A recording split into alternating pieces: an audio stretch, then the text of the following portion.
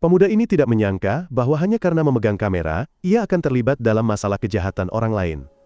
Ketika pemuda itu terbangun, ia melihat darah di mana-mana. Di sampingnya tergeletak mayat seorang gadis dengan banyak luka tusuk di perut. Sebelum pemuda itu sempat mengerti apa yang sedang terjadi, ia sudah dikepung dan ditangkap polisi. Pemuda itu putus asa, karena jika harus masuk penjara, ia tidak akan bisa mendonorkan sumsum tulang untuk putrinya yang sedang sekarat. Bisakah ia membuktikan dirinya tidak bersalah tepat waktu untuk menyelamatkan putrinya dari kematian? Nama pemuda itu adalah Jang Tae-san. Ia adalah seorang gangster yang sudah habis masanya. Jang Tae-san hanya bisa mencari nafkah dengan menjadi gigolo bagi orang kaya dan membuka toko gadai kecil. Uang yang ia hasilkan cukup untuk makan 3 kali sehari dan membayar sewa rumah bersama sahabatnya Kang. Gadis itu adalah pelanggan tetap di toko gadai bernama Misuk. Misuk sangat cantik, sehingga ia diterima bekerja sebagai pelayan di Saubar. Misuk juga beruntung menarik perhatian bosnya. Kembali ke Jang Tae-san, ia berpikir akan menjalani hidup seperti ini sampai mati. Namun suatu hari, mantan pacarnya datang dan mengatakan bahwa Jang Tae-san memiliki seorang anak. Hal ini membuat Jang Tae-san sangat bingung. Kembali ke masa lalu 8 tahun yang lalu, mantan pacarnya, Seo In-hye, hamil. Namun, karena masih dalam masa bersenang-senang, Jang Tae-san memaksanya untuk menggugurkan kandungan. Meskipun Seo In-hye memohon sambil menangis, ia tetap memutuskan untuk meninggalkan bayi itu. Akhirnya, Seo In-hye harus melahirkan dan membesarkan anak sendirian. Namun, putri Seo In-hye menderita leukemia akut. Bayi itu membutuhkan donor sumsum tulang yang cocok untuk transplantasi agar bisa diselamatkan. Meskipun Seo In-hye adalah ibu bayi itu, sumsum tulangnya tidak cocok. Tidak ada pilihan lain. Oleh karena itu, Misuk hanya bisa mencari Jang Tae-san. Ketika Jang Tae-san mendengar bahwa ia memiliki seorang putri yang menderita penyakit mematikan, Jang Tae-san sangat cemas. Namun Seo In-hye hanya memohon Jang Tae-san untuk mendonorkan sumsum tulang. Ia tidak ingin ia mengakui putrinya karena Seo In-hye merasa Jang Tae-san tidak pantas menjadi ayah. Setelah itu, Seo In-hye kembali ke rumah sakit, di mana polisi Im Seung-woo menemaninya untuk merawat putrinya. Polisi Im Seung-woo sudah lama menyukai Seo In-hye, tetapi Seo In-hye tidak lagi tertarik pada cinta. Ia hanya memikirkan putrinya.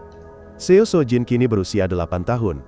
Gadis kecil itu sangat aktif dan menggemaskan.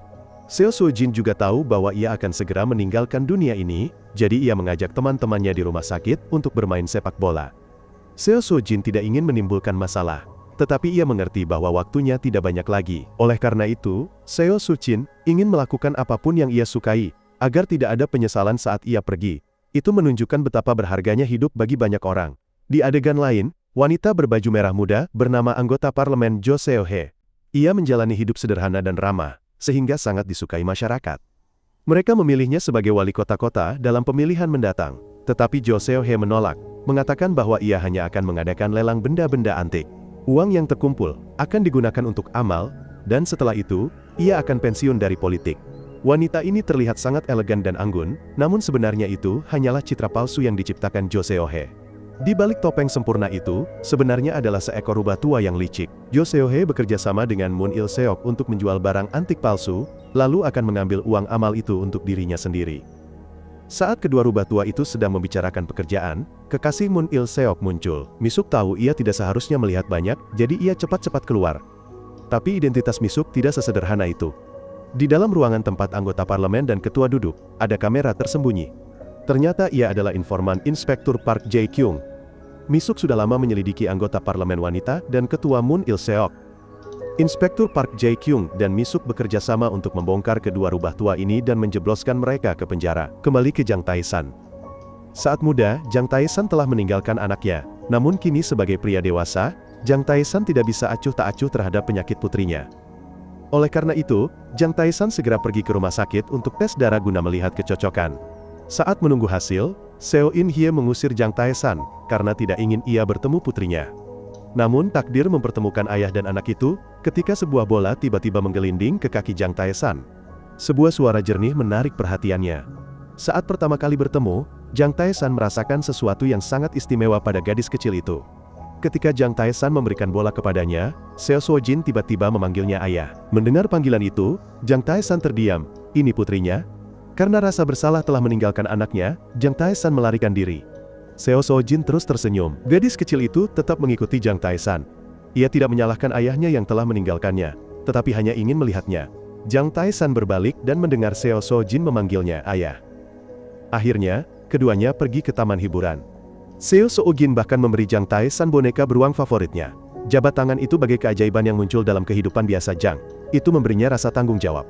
Sebagai seorang ayah, Seo So-jin mengenali ayahnya, karena ia pernah melihat dan menyembunyikan foto ibu dan ayahnya. Jang Tae-san pertama kali bertemu putrinya, membuat hati dinginnya serasa terisi oleh kekuatan ajaib. Itulah kekuatan cinta seorang ayah. Pada saat yang sama, Misuk dicurigai oleh ketua Moon Il-seok, jadi ia memerintahkan orang untuk mengikutinya ketika ia menyadari dirinya sedang diikuti. Ia segera berlari ke dalam rumah untuk memeriksa Gmail, tetapi tidak ada balasan. Misuk menelepon kantor polisi dan mengetahui bahwa Park Jae-kyung sedang dalam perjalanan bisnis. Yang lebih berbahaya adalah percakapan Misuk telah disadap oleh orang-orang di dalam mobil, dan mereka mengidentifikasinya sebagai mata-mata. Beberapa hari kemudian, hasil tes sumsum tulang sudah keluar. Sumsum tulang Jang Tae-san cocok dengan putrinya, artinya gadis kecil itu memiliki kesempatan untuk diselamatkan. Seo In-hye menelpon mantan pacarnya untuk memberitahu berita itu, dan keduanya sangat bahagia untuk putri mereka. Saat itu, mereka saling berterima kasih. Sementara Jang Tae-san sedang bersiap pergi ke rumah sakit, Misuk muncul lagi. Misuk dengan cepat memberikan kamera itu kepada Jang Tae-san. Misuk tahu bahwa toko gadai akan menjadi tempat yang aman untuk menyembunyikan bukti. Tetapi karena terburu-buru, Jang Tae-san hanya memasukkan kamera ke dalam tasnya, lalu berlari pulang untuk berganti pakaian menuju rumah sakit. Teman sekamarnya melihat kamera itu dan mengira itu milik Jang Tae-san, jadi Koman meminjamnya untuk mengambil foto pacarnya besok. Ketika Jang Tae-san tiba di rumah sakit, dokter memberitahunya bahwa 2 minggu lagi akan menjadi waktu yang tepat untuk transplantasi sumsum tulang. Selama waktu itu, Jang Tae-san harus menjaga dirinya untuk memastikan donor sumsum tulang terbaik bagi putrinya. Setelah meninggalkan klinik, Jang Tae-san berjanji kepada Seo In-hye bahwa ia akan berada di kamar rawat putrinya 2 minggu lagi. Dalam perjalanan pulang, Jang Tae-san merasa sangat baik. Sementara Jang Tae-san sedang melihat hadiah dari Seo So-jin, anak buah di toko gadai meneleponnya dan menyuruhnya pergi ke gudang lama untuk mencari jam tangan yang ingin ditebus pelanggan. Jang Tae-san terkejut tetapi tetap menurut. Jang Tae-san mencari di sana selama setengah jam tanpa menemukan apapun, jadi ia kembali ke toko gadai. Jang Tae-san bermaksud memberi pelajaran kepada anak buahnya, tetapi mereka mengatakan, Misuk memanggilnya ke rumahnya, karena ada urusan mendesak. Jang Tae-san sedang dalam suasana hati yang baik, jadi ia mengabaikan masalah jam tangan itu, dan setuju untuk pergi ke rumah Misuk. Begitu ia pergi, kedua anak buah itu saling memandang dengan niat jahat. Benar saja, ketika Jang Tae-san masuk ke rumah Misuk, ia dipukul hingga pingsan. Ketika ia terbangun, ia mendapati dirinya terbaring dalam genangan darah, memegang pisau di samping mayat Misuk. Jang ketakutan, dan tidak tahu apa yang sedang terjadi. Ketika 2 polisi menyerbu masuk, mereka menekannya ke lantai dan memborgolnya di tempat. Dengan TKP seperti ini, bahkan dengan 10 mulut pun sulit untuk lepas dari tuduhan. Di rumah sakit, Seo So-jin masih menikmati kebahagiaan akan hidup kembali. Seo So-jin dengan antusias mengatakan kepada polisi Im Seung-woo bahwa setelah sembuh, ia akan makan semua makanan lezat di dunia. Im Seung-woo juga berjanji kepada Seo So-jin bahwa ia akan membawanya ke semua taman hiburan. Saat ini, polisi Im Seung-woo menerima panggilan dari pers tentang sebuah kasus yang perlu ia tangani. Kebetulan, itu adalah kasus Jang Tae-san. Di TKP, petugas forensik mengumpulkan 10 sampel bukti dan sidik jari. Sidik jari Jang Tae-san ada di seluruh rumah. Polisi Im Seung-woo kembali ke kantor polisi untuk menginterogasi Jang Tae-san, karena Jang Tae-san memiliki catatan kriminal. Tidak peduli bagaimana Jang Tae-san mencoba membersihkan namanya, Im Seung-woo tidak percaya. Jang Tae-san mengatakan bahwa pada hari itu ia kembali ke toko. Namun tak disangka, ketika polisi menginterogasi 2 orang di toko, Im Seung-woo mengatakan bahwa Jang Tae-san tidak kembali. Jang Tae-san mencoba berteriak dan menjelaskan bahwa kedua orang itu berbohong. Mereka telah memancing Jang Tae-san ke rumah Misuk, itulah mengapa ia datang. Pada saat pembunuhan terjadi, Jang Tae-san berada di gudang mencari barang, tetapi takdir tidak membantu Jang Tae-san karena, menurut informasi yang ditemukan Im Seung-woo, gudang itu telah dipindahkan sejak bulan lalu. Rekan Im Seung-woo, yang pergi menyelidiki, juga melaporkan bahwa gudang itu benar-benar kosong dan tidak ada kamera di luar. Jang Tae-san tidak bisa mempercayai matanya. Dengan bukti yang jelas di depan matanya, bagaimana ia bisa menjelaskan, siapa di dunia ini yang ingin menjebak Jang Tae-san? Jang Tae-san tiba Kun Il-seok-kun. 8 tahun lalu, Jang Tae-san adalah anak buahnya, tetapi Moon Il-seok tidak menganggap Jang Tae-san sebagai manusia. Moon Il-seok menggunakan pacarnya Seo In-hye untuk mengancam Jang Tae-san dan menjebloskan Jang Tae-san ke penjara menggantikannya. Jadi sekarang, sudah pasti Moon Il-seok yang mencelakainya. Ternyata, ketua Moon Il-seok terobsesi dengan Misuk, tetapi ia adalah mata-mata polisi. Kemudian, dari anak buahnya, Moon Il-seok mengetahui bahwa Misuk sering datang ke toko gadai Jang Tae-san dan diam-diam menyukai Jang Tae-san. Cemburu membakar hati Ketua Moon Il Seok untuk membungkam saksi dan membalas dendam. Ketua Moon Il Seok pergi ke rumah Misuk dan menikamnya berkali-kali, lalu membuat tempat kejadian palsu untuk menjebak Jang Tae-san. Setelah anggota parlemen wanita mengetahui hal ini, ia marah karena Ketua Moon Il Seok membalas dendam sesuka hati. Ia pikir cukup dengan diam-diam menyingkirkan Misuk, tetapi Moon Il Seok juga menjebak Jang Tae-san dan sekarang kasus ini telah diberitakan oleh media. Untuk menghindari keterlibatan, anggota parlemen wanita memerintahkan Ketua Moon Il Seok untuk menyingkirkan Jang Tae-san secepat mungkin. Jang Tae-san tahu dia telah dijebak oleh penjahat itu untuk kedua kalinya, tetapi tidak tahu bagaimana menjelaskannya. Polisi Im Seung-woo menunggu Jang Tae-san mengaku, tetapi Jang Tae-san tidak melakukannya, jadi mereka harus memenjarakannya. Begitu Jang Tae-san pergi, mantan istrinya juga datang membawa makanan untuk kekasih barunya. Polisi Im Seung-woo. Semua rekan kerja mereka tahu tentang hubungan mereka, jadi mereka sangat senang. Terjebak di penjara, Jang Tae-san sangat khawatir tentang operasi putrinya. Jang Tae-san tidak tahu harus berbuat apa karena kekuatan di luar terlalu besar. Hasil pengumpulan sidik jari sudah keluar, dan itu membuktikan bahwa sidik jari itu 100% milik Jang Tae-san. Tim forensik juga menemukan bahwa Jang Tae-san positif menggunakan narkoba. Jang Tae-san terkejut dan mengangkat bajunya. Ada jarum suntik di tangannya. Bajingan-bajingan itu sudah keterlaluan. Sekarang, bahkan jika Jang Tae-san ingin menyangkal, dia tidak bisa lolos dari kejahatan. Saat ini, kantor polisi menerima seorang tahanan mabuk tambahan. Tetapi tidak ada yang menyangka dia akan mengambil keuntungan dari keadaan mabuk semua orang untuk mendekati Jang Tae-san malam itu. Kemudian, dia melepaskan sabuknya dan mencekik Tan. Terkena serangan mendadak, Jang Tae-san lengah dan dicekik begitu erat, hingga kehilangan kemampuan bernapas. Namun, keinginan untuk bertahan hidup membuat Jang Tae-san bangkit, menjatuhkan orang itu, lalu meninjunya. Jang Tae-san tahu bahwa pria ini dikirim oleh ketua untuk membunuhnya. Saat dia akan dipukul hingga pingsan, polisi masuk. Bajingan itu segera berpura-pura tidur saat Jang Tae-san mengalami sakau dan memukulnya. Tetapi polisi yang bodoh itu memilih untuk percaya pada pria yang dipukul di wajah. Ketua Moon Il Seok menjadi gila ketika mengetahui upaya pembunuhan gagal dan anggota dewan wanita juga dalam keadaan cemas. Di adegan lain, Kan dan pacarnya kembali dari sebuah pesta. Mereka telah mengambil banyak foto dengan kamera penting itu. Pacar Kiman ingin memiliki kamera itu, tetapi Kan tidak memberikannya karena itu milik temannya. Jadi, pacar itu akhirnya harus meminjam kamera untuk mencetak foto, dan kemudian akan mengembalikannya. Saat hendak berkencan dengan pacarnya, Kiman menerima telepon, dia segera berlari ke kantor polisi. Dengan cemas, dia bertanya tentang kondisi Jang Tae-san.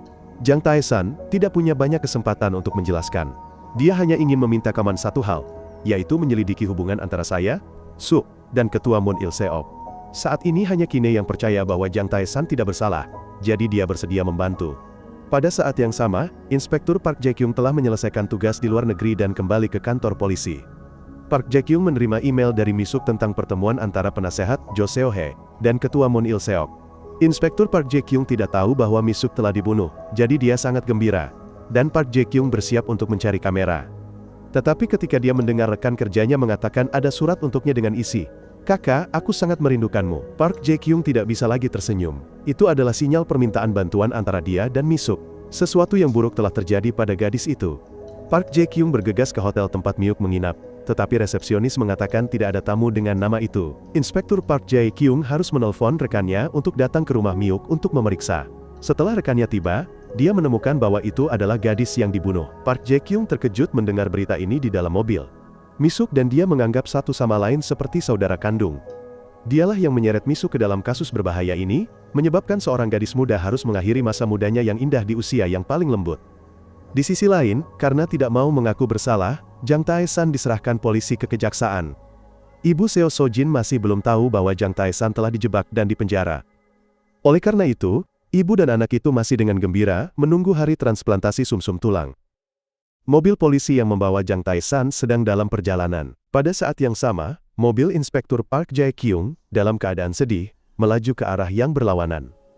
Inspektur Park Jae-kyung melanggar lampu merah, menyebabkan serangkaian tabrakan lalu lintas, yang menyebabkan truk menabrak mobil yang mengawal Jang Tae-san dan terguling. Semua orang di dalam mobil juga pingsan, dan orang-orang yang lewat yang ketakutan berkumpul untuk menyelamatkan orang. Tempat kejadian sangat kacau. Untungnya, Jang Tae-san di dalam mobil masih hidup dan sadar. Jang Tae-san teringat akan dendam yang belum terbalas dan putrinya yang malang. Oleh karena itu, Jang Tae-san dengan cepat mengambil kembali boneka beruang itu, dan melarikan diri. Jang Tae-san mengambil sepeda motor polisi, memutar gas, dan melarikan diri dari keramaian yang mengejar. Pikiran Jang Tae-san hanya tertuju pada Seo Sojin. Jang Tae-san bertekad untuk hidup demi menyelamatkan gadis itu. Gangster yang tidak berguna itu kini tahu tujuan hidupnya. Inspektur Park Jae-kyung akhirnya menjadi gila saat dia menyerbu kantor polisi menanyakan siapa yang membunuh Misu. Polisi juga menerima laporan bahwa pembunuh, Jang Tae-san, telah melarikan diri. Ketika mendengar nama Jang Tae-san, Inspektur Park Jae-kyung langsung teringat sidang 8 tahun lalu. Saat itu, ayahnya adalah korban. Park Jae-kyung menangis dan bersikeras bahwa Jang Tae-san bukan pelakunya. Tetapi ketua Moon Il-seok yang duduk di bawah itulah yang memukul ayahnya. Di sisi lain, Jang Tae-san masih terburu-buru di jalan. Berdasarkan kamera pengawas, polisi juga telah mengidentifikasi rute pelarian Jang Tae-san, jadi mereka segera memblokir jalan terdekat dan memeriksa rumah-rumah. Tan yang cerdas tidak mengikuti rute yang biasa, pikir kepala polisi. Jang Tae-san meninggalkan mobil di gerbang sekolah, agar dikendarai oleh 2 siswa nakal, dan dia bersembunyi di truk pengangkut semangka. Truk itu berhasil lewat tepat sebelum polisi mendirikan pos pemeriksaan. Di sisi lain, Inspektur Park Jae-kyung berlari memohon kepada kepala departemen untuk membiarkannya menangani kasus ini, agar dia lebih dipercaya. Park Jae-kyung mengungkapkan kepadanya informasi yang telah dia selidiki selama 8 tahun terakhir, tentang hubungan gelap antara anggota Dewan Wanita Jo Seo-hye dan ketua Moon Il-seok. Saat ini, kedua orang itu masih tersenyum, karena mengira Jang Tae-san telah didakwa oleh jaksa, dan kasusnya akan berakhir. Tetapi bawahan Jang Tae-san berlari untuk melaporkan bahwa Jang Tae-san telah melarikan diri. Mereka tahu bahwa Inspektur Park Jae-kyung telah diberi wewenang untuk memimpin kasus ini. Mendengar itu, anggota Dewan sangat ketakutan. Mereka tahu bahwa Inspektur Park Jae-kyung memiliki dendam terhadap mereka, jadi kasus ini pasti akan merepotkan. Kembali ke Jang Tae-san, truk pengangkut semangka telah tiba di kios. Jang Tae-san segera melompat keluar dari mobil dan berlari ke tempat material bangunan.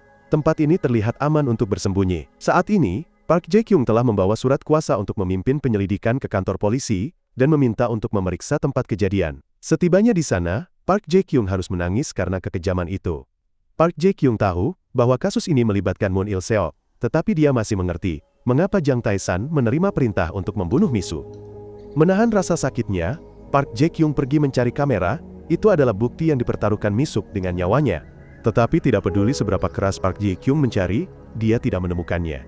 Sebelum Park Jae-kyung sempat bersedih, kantor pusat menelepon dan mengakhiri wewenangnya untuk memimpin penyelidikan kasus ini. Karena sebelumnya, anggota Dewan Wanita itu telah menemui Jaksa Agung. Dia menggunakan alasan bahwa Inspektur Park Jae-kyung masih kurang berpengalaman dalam menangani kasus untuk mencabut wewenang Park Jae-kyung. Setelah mencapai tujuannya, anggota Dewan Wanita Jo Seo-hye dengan senang hati kembali ke rumah sewanya yang biasa. Tetapi rahasianya kini telah terungkap. Jo Seo-hye turun ke ruang bawah tanah yang gelap dan sempit. Di ujung lorong ada pintu yang mengarah ke tempat tinggal yang mewah dan megah. Itulah tempat wanita ini sebenarnya tinggal. Di adegan lain kan tidak melupakan tugasnya. Dia berlari ke bar tempat Misuk pernah bekerja untuk bertanya kepada rekan-rekannya tentang hubungan antara Misuk dan ketua Moon Il-seok. Setelah mabuk, Krateman tahu bahwa Misuk adalah kekasih ketua Moon Il-seok. Ketua Moon Il-seok pasti telah membunuh Misuk. Saat bergumam sendiri, Krateman dihentikan oleh polisi Im Seong-woo karena Sun Woo curiga Jang Tae-san mungkin mencari teman dekat ini. Namun, dia menggeledah kamar sewaan itu cukup lama tetapi tidak menemukan apa-apa karena mereka tidak melakukan kejahatan apapun. Mengapa mereka ingin mencari sesuatu? Oleh karena itu, polisi harus mengeluarkan perintah penangkapan. Bahkan truk pengangkut pasir pun tidak luput. Siapa yang bisa bersembunyi di pasir? Tapi Jang Tae-san memang bersembunyi di dalamnya. Tan sangat cerdas menggunakan sedotan untuk mengambil udara dan tubuhnya terkubur di dalam pasir. Setelah lolos dari polisi, Jang Tae-san muncul untuk menghirup udara. Ketika truk pasir mencapai titik berhenti, Jang Tae-san juga melompat keluar dari mobil. Dia berlari setengah mati di jalan pedesaan yang sepi. Untungnya tidak ada kamera di sini, jadi Jang Tae-san menyelinap ke rumah penduduk untuk mencuri sepeda dan melarikan diri. Kemudian, dia berlari ke tempat para tukang potong besi. Tan menunggu mereka tidur nyenyak sebelum menyelinap ke gudang. Dia menyalakan lampu dan mencolokkan listrik. Kemudian, Jang Tae-san mematikannya lagi karena takut terdeteksi. Setelah beberapa saat berjuang dengan mesin, Jang Tae-san akhirnya menemukan cara untuk menyalakannya. Borgol di tangannya telah dipotong dengan mudah. Di sisi lain, Park Jae-kyung dilanda rasa bersalah. Dia duduk semalaman hingga pagi, di depan kantor kejaksaan. Inspektur Dong harus meyakinkan Park Jae-kyung untuk bangun, dan pergi ke kamar mayat untuk melihat Miuk untuk terakhir kalinya. Karena kesalahpahaman, Park Jae-kyung membenci Jang Tae-san sampai ke tulang. Saat memegang gaun Misuk sebelum dia meninggal, Inspektur Park Jae-kyung menemukan kwitansi pegadaian kamera. Ternyata kamera itu telah digadaikan di pegadaian Jang Tae-san. Park Jae-kyung dengan cepat membawa berita ini kepada kepala departemen, lalu memohon kepadanya untuk membiarkan Park Jae-kyung terus menangani kasus ini.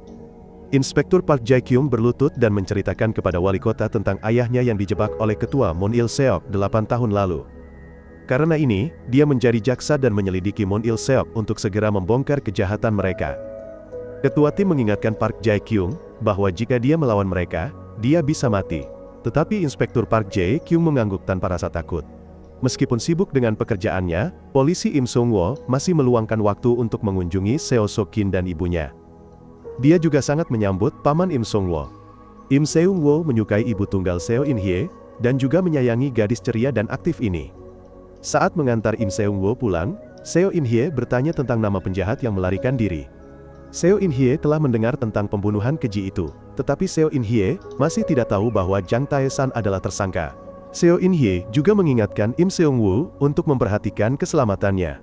Saat ini, Jang Tae-san, setelah seharian melarikan diri dengan lelah, tertidur lelap di gudang tanpa menyadarinya. Hari ini juga saatnya Seo So-jin kecil harus masuk ruang radioterapi dan mengambil sumsumnya. Jika Jang Tae-san tidak bisa membuktikan dirinya tidak bersalah, putrinya akan meninggal pada hari operasi, karena semua sumsumnya sudah diambil. Di sisi lain, Park Jae-kyung berlari ke pegadaian menanyakan anak buahnya, dan baru tahu bahwa Jang Tae-san telah menggadaikan kamera itu. Park Jae-kyung hampir gila. Dia bertanya-tanya mengapa hidupnya begitu terkait dengan pria itu. Begitu Park Jae-kyung datang mencari kamera, di tempat yang jauh, sang ketua juga diberitahu tentang kamera itu.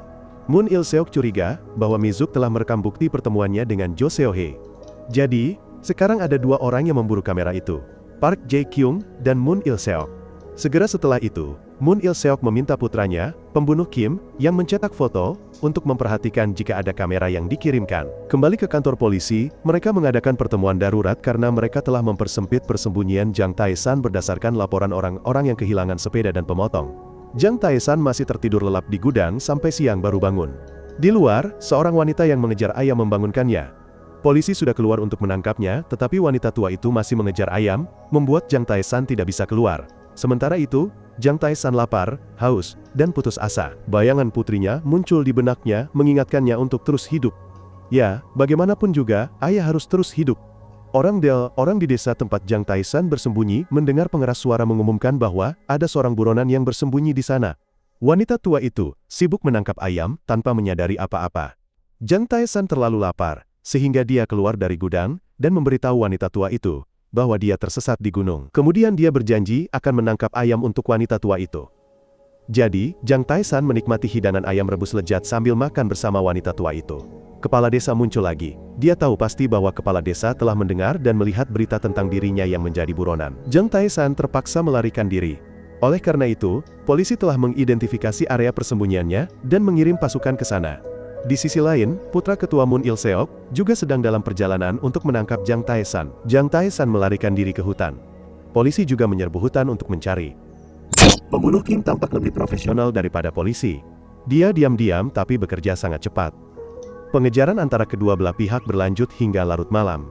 Ketika Jang Tae-san paling putus asa, tiba-tiba, dari suatu tempat, serangkaian tembakan terdengar yang ditujukan kepada polisi. Sebelum Jang Tae-san sempat melarikan diri, pembunuh Kim telah menguasainya. Pembunuh Kim menanyakan Jang Tae-san tentang kamera Misuk.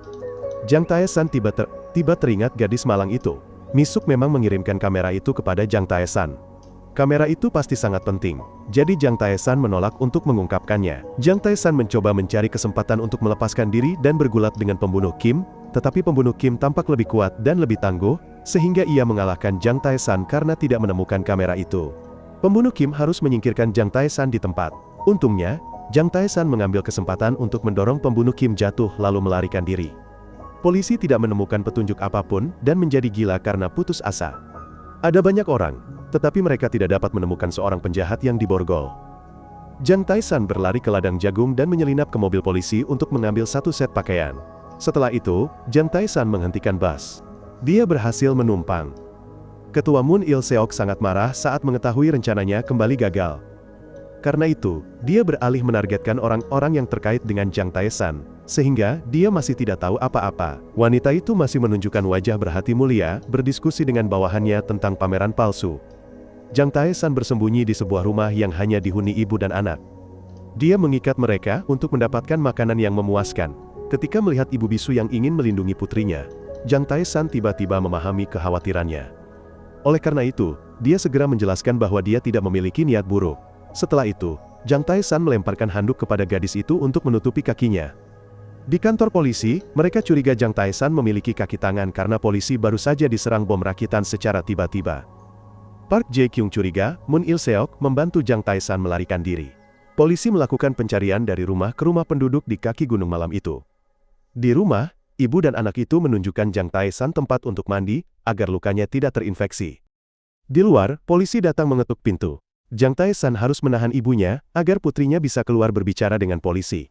Ketika gadis itu masuk dengan gemetar, Jiang Taesan khawatir, tetapi gadis itu hanya takut ibunya terluka dan percaya bahwa Jiang Taesan adalah orang baik, jadi dia tidak mengatakan apa kepada polisi. Malam itu, ibu dan anak itu masih harus membiarkan Jiang Taesan tinggal semalaman, tetapi mereka tahu dia tidak akan menyakiti mereka, jadi mereka tidur nyenyak. Ketika Jiang Taesan memegang boneka beruang yang diberikan putrinya, ia tiba-tiba teringat kamera itu. Bukankah itu sudah dibawa Coleman untuk bermain dengan pacarnya? Adegan berubah. Setelah merawat putrinya, Seo In-hye kembali ke toko dan tidak sengaja mendengar berita tentang penjahat yang melarikan diri. Nama Jiang Taesan begitu akrab sehingga ketika melihat gambar Jiang Taesan di TV, Seo In-hye terkejut. Putrinya telah dibawa ke ruang steril, dan sekarang dia tidak bisa kembali. Jika dibiarkan begitu saja, Seo Sojin bisa hidup beberapa bulan lagi. Tetapi jika sumsum tulang diambil, Seo Sojin akan meninggal dalam 2 minggu, jika tidak dioperasi. Seo In-hye runtuh dan menangis. Apa yang harus kulakukan dengan putriku yang malang? Saat itu, Jiang Taesan telah meminjam setelan dan kacamata ayah gadis itu. Setelah itu, dia berterima kasih kepada keduanya, karena telah memberinya tempat untuk bersembunyi. Jiang Taesan mengatakan, dia tidak membunuh siapapun, dan akan kembali untuk membalas kebaikan mereka di masa depan. Jiang Taesan tidak hanya tampan, tetapi juga berani. Meskipun Jiang Taesan sedang diburu, setelah sedikit mengubah penampilannya, dia masih berani muncul di tempat umum.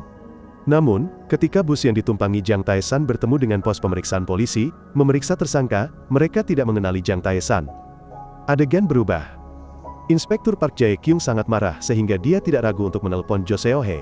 Park Jae-kyung memperingatkan Jo Seo-hye untuk tidak lagi terlibat dalam kasusnya. Park Jae-kyung akan menangkap Jiang Taesan dan mengambil kamera, karena gambar di dalamnya cukup untuk mengutuknya. Jo Seo-hye baru tahu tentang keberadaan kamera itu dan sangat khawatir. Alasan pembunuh Kim melakukan itu adalah untuk mencari tahu apakah anggota Dewan Jo Seo-hye memiliki kamera. Sepertinya Jo Seo-hye tidak memiliki kamera. Jo Seo-hye marah dan menampar Moon Il-seok, tindakannya sia-sia. Kamera itu masih ada di tangan pacar kan? Sepertinya sekarang dia akan aman. Di pihak polisi, Sun Woo telah mendapatkan daftar nomor telepon yang paling sering menelpon Jiang Taesan. Im Sung-woo telah menemukan nomor Seo In-hae. Mengapa Seo In-hae menelepon penjahat ini? Ketika Inspektur Park Jae-kyung bertanya tentang daftar panggilan Jiang Taesan, polisi Im Sung-woo berbohong bahwa dia belum memilikinya, karena takut melibatkan Seo In-hae. Memang, saat ini, Seo In-hye sangat menderita, melihat putrinya muntah setelah setiap kali radioterapi. Apa yang akan dilakukan anak manis ini? Tiba-tiba, Seo In-hye menerima telepon dari Jiang Taesan. Dia bergegas ke tempat sepi untuk menjawab telepon. Dia masih salah paham bahwa pria itu adalah pembunuh, jadi dia memarahi Jiang Taesan sebagai sampah. Jiang Taesan tidak bisa menjelaskan banyak. Dia hanya berharap dia akan mengerti bahwa dia tidak membunuh siapapun. Jiang Taesan melarikan diri untuk menyelamatkan hidupnya, agar bisa mendonorkan sumsum tulang untuk putrinya. Jika Jiang Taesan berada di penjara, akan ada orang yang ingin membunuhnya. Seo In-hye sangat curiga. Dia menangis dan memohon Jiang Taesan untuk menyerahkan diri, karena putrinya sudah dibawa ke ruang steril untuk pengambilan sumsum tulang, dan sekarang dia tidak bisa menunggu lebih lama lagi. Karena polisi berada di dekat situ, Jiang Taesan berjanji akan menemukan bukti sebelum menyerahkan diri. Jiang Taesan berjanji akan menyelamatkan putrinya sebelum operasi. Saat ini, polisi Im Sung-woo telah tiba di Pegadaian. Dia datang untuk menyelidiki orang yang terkait dengan Jiang Taesan. Kedua anak buahnya segera mengatakan bahwa beberapa hari sebelumnya, seorang gadis berpakaian sederhana dengan rambut sebahu telah datang ke sini. Polisi Im Sung-woo segera teringat gambar Seo In-hye. Jadi, bukankah Jiang Taesan yang akan mendonorkan sumsum tulang untuk putri Seo In-hye? Polisi Im Sung-woo masih tidak bisa menerima ini. Im Seung-woo berlari ke rumah sakit untuk menanyakan Dame Grace, apakah dia memiliki hubungan dengan Jang Tae-san. Tetapi ketika melihat wajah lelah Seo In-hye, Im Seung-woo pura-pura tidak terjadi apa-apa, dan dengan ceria menghiburnya. Di sisi lain, Jang Tae-san telah menemukan bajingan yang menjebaknya.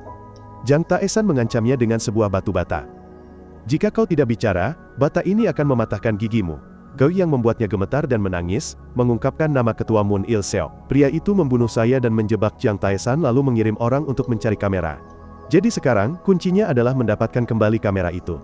Jang Tae-san segera menelpon teman terbaiknya Kan untuk bertemu di rumah besok. Namun, percakapan mereka disadap oleh ketua Seo. Tapi, tidak ada yang menyangka bahwa justru Chomen yang berlari untuk melaporkan berita ini kepada polisi.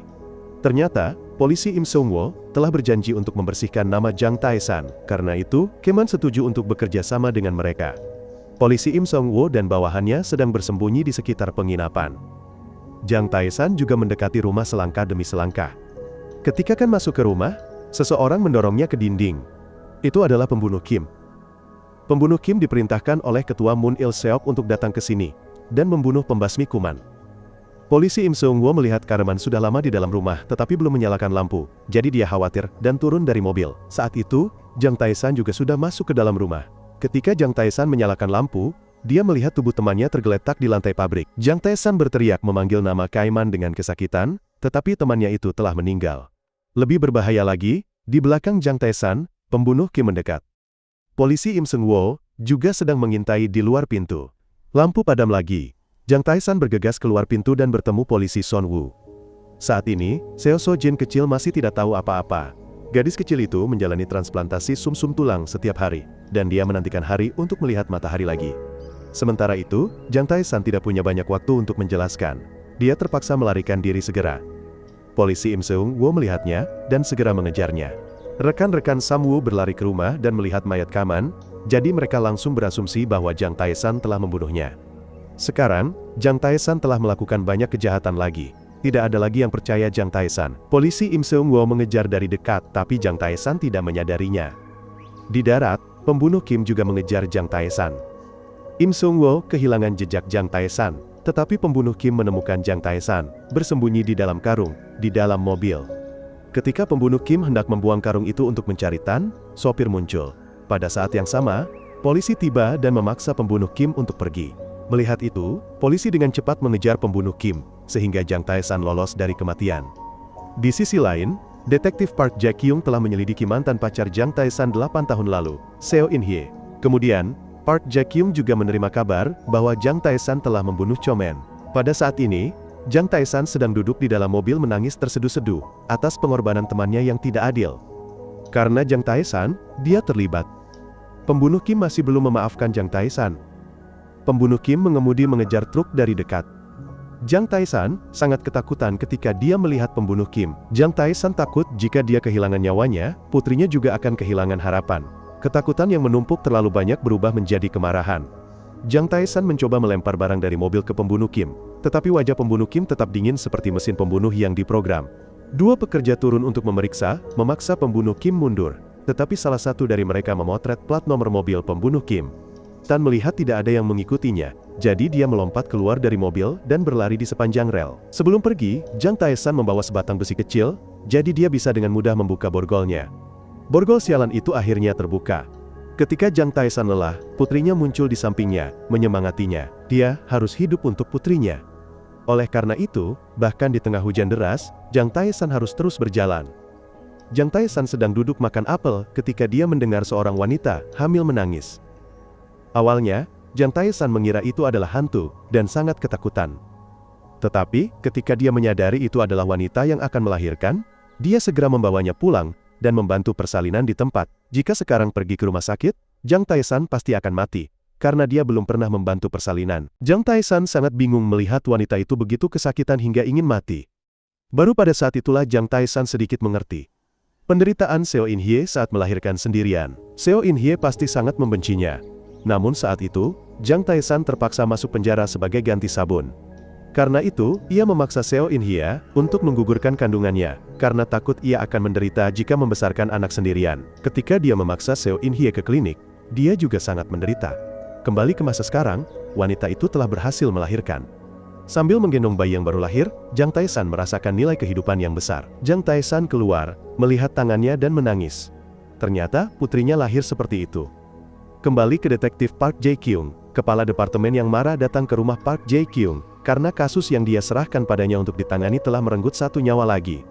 Ketika masuk ke rumah, ia melihat papan penuh foto investigasi anggota parlemen wanita Jo Seo-hye, dan ketua Moon Il-seok.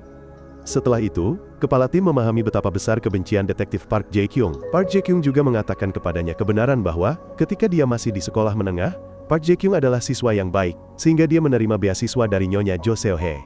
Di mata Park Jae-kyung, dia adalah seorang pengacara yang baik hati dan bermoral. Namun, malam itu, tragedi terjadi. Detektif Park Jae-kyung harus menyaksikan ayahnya dibunuh oleh Moon Il-seok tepat di depan matanya, tetapi dia tidak bisa berbuat apa-apa. Ketika Park Jae-kyung berlari ke anggota parlemen wanita Jo Seo-hye untuk meminta bantuan, dia menemukan bahwa wanita itu berada di pihak yang sama dengan Moon Il-seok. Ketika Park Jae-kyung mencoba meminta bantuan, wanita itu menyalahkan Park Jae-kyung memiliki masalah mata. Ketua tim menghibur detektif Park Jae-kyung dan mengingatkannya bahwa hal pertama dalam kasus ini adalah menemukan Jang Tae-san. Jang Tae-san adalah petunjuknya. Dia tidak boleh jatuh ke tangan ketua. Oleh karena itu, karena Jang Tae-san membantu persalinan, wanita itu mengizinkannya tinggal di rumah, dan memberinya makan yang cukup. Jang Tae-san juga tidak lupa menyiapkan makanan untuk ibu baru, karena kesehatannya masih lemah.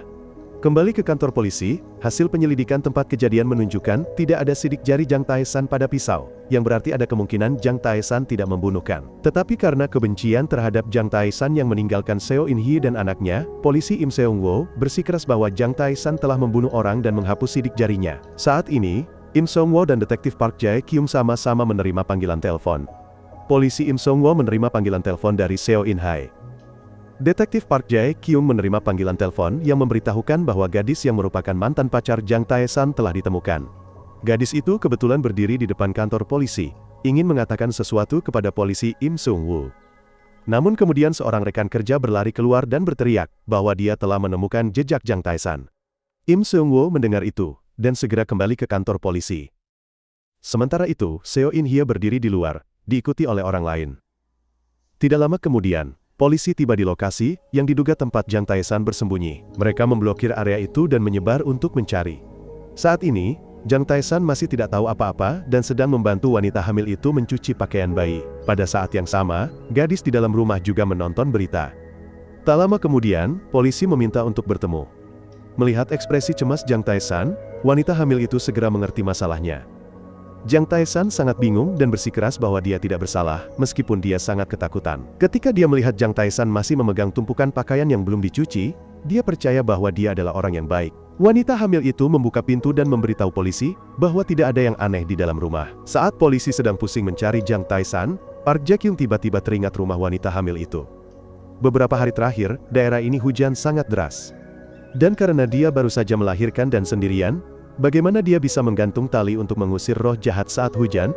Jadi mereka bergegas masuk ke rumah wanita hamil itu, tetapi hanya menemukan pakaian berlumuran darah Jang Tae-san.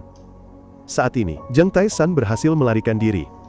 Di hutan, hujan turun deras, membuat jalur gunung semakin licin, menyebabkan Jang Tae-san hampir jatuh dari tebing.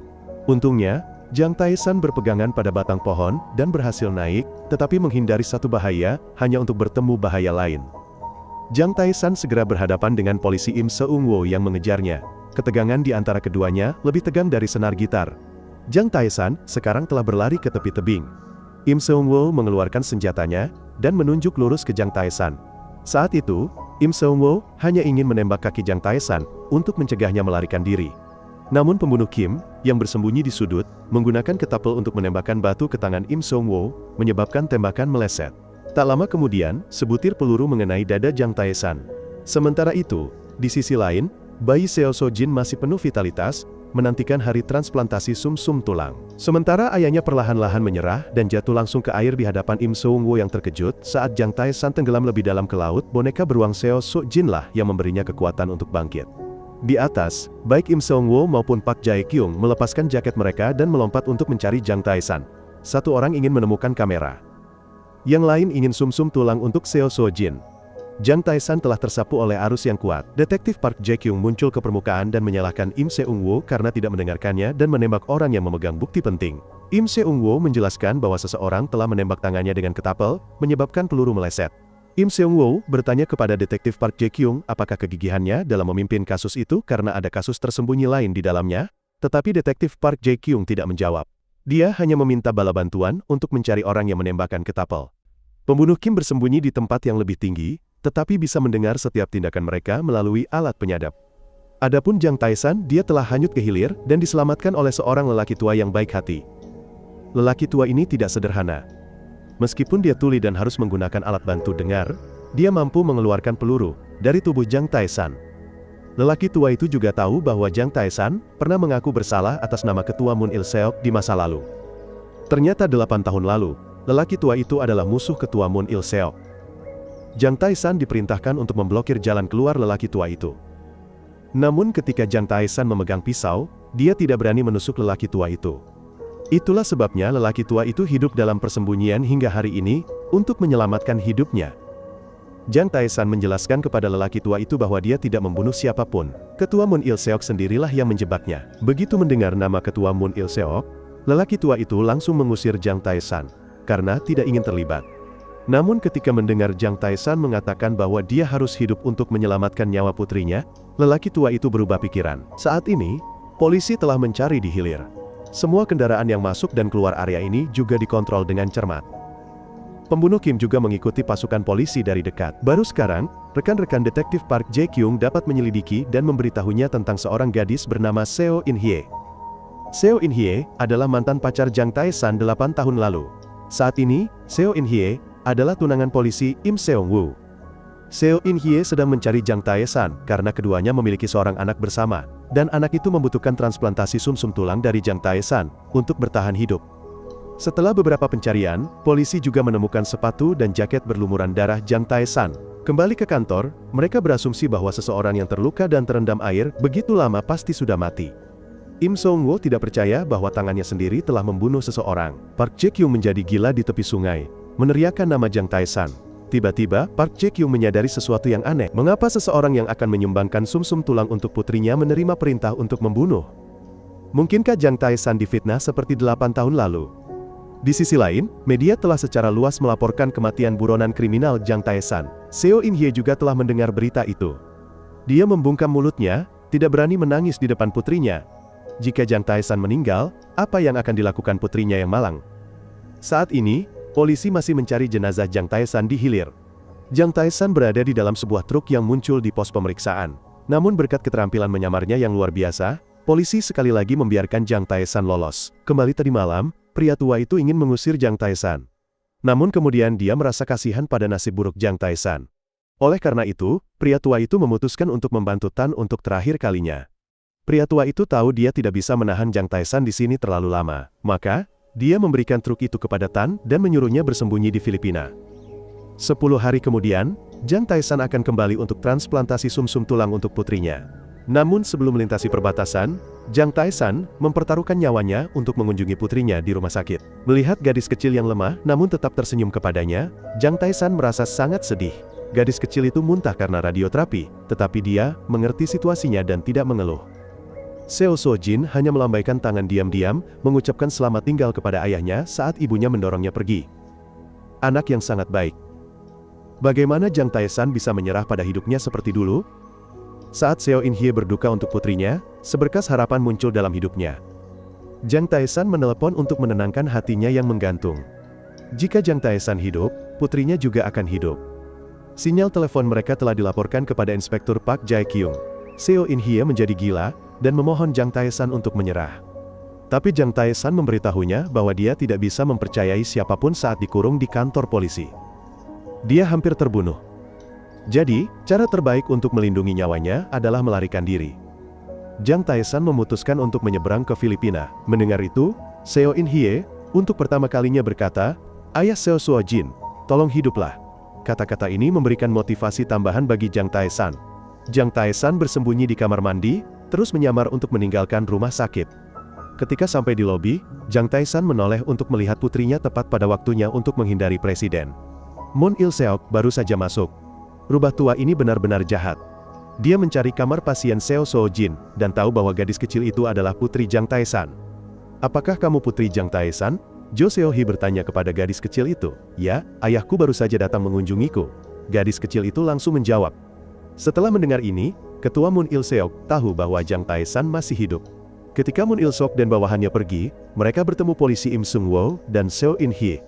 Mendengar polisi Im Sung-woo berkata dia akan mengunjungi Seo So-jin, Ketua Moon Il-seok memperhatikan Im Sung-woo, Jo Seo-hye, dan sekretarisnya mengikuti mereka sepanjang jalan ke kedai kopi. Ketika melihat Seo In-hye sangat lega, Moon Il-seok semakin yakin bahwa Jang Tae-san masih hidup. Tidak hanya Moon Il-seok yang tahu Jang Tae-san masih hidup, tetapi juga Inspektur Park Jae-kyung, rekan-rekannya, dan Kepala Departemen juga tahu melalui penyadapan telepon Seo In-hye. Oleh karena itu, Inspektur Park Jae-kyung memimpin seluruh tim polisi untuk menangkap Jang Tae-san, tetapi karena takut polisi Im Seong-woo akan terpengaruh oleh perasaan pribadi dalam pekerjaannya. Park Jae-kyung menyita telepon semua orang, agar dia tidak bisa menghubungi. Mereka harus segera menghentikan kapal ke Filipina sebelum orang ketua Moon Il-seok menangkap Jang Tae-san. Setelah seharian penuh mengemudi, Jang Tae-san tiba di pelabuhan Busousan. Jang Tae-san keluar dari truk dan naik kapal bersama para migran. Jang Tae-san menunggu kapal tiba, tidak tahu bahwa di atas, setiap gerakannya diawasi oleh Inspektur Park Jae-kyung.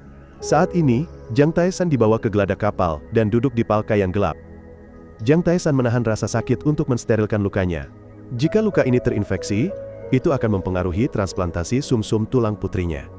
Ketika Jang Tae-san berpikir segalanya akan berjalan lancar baginya, takdir mengambil keberuntungan itu.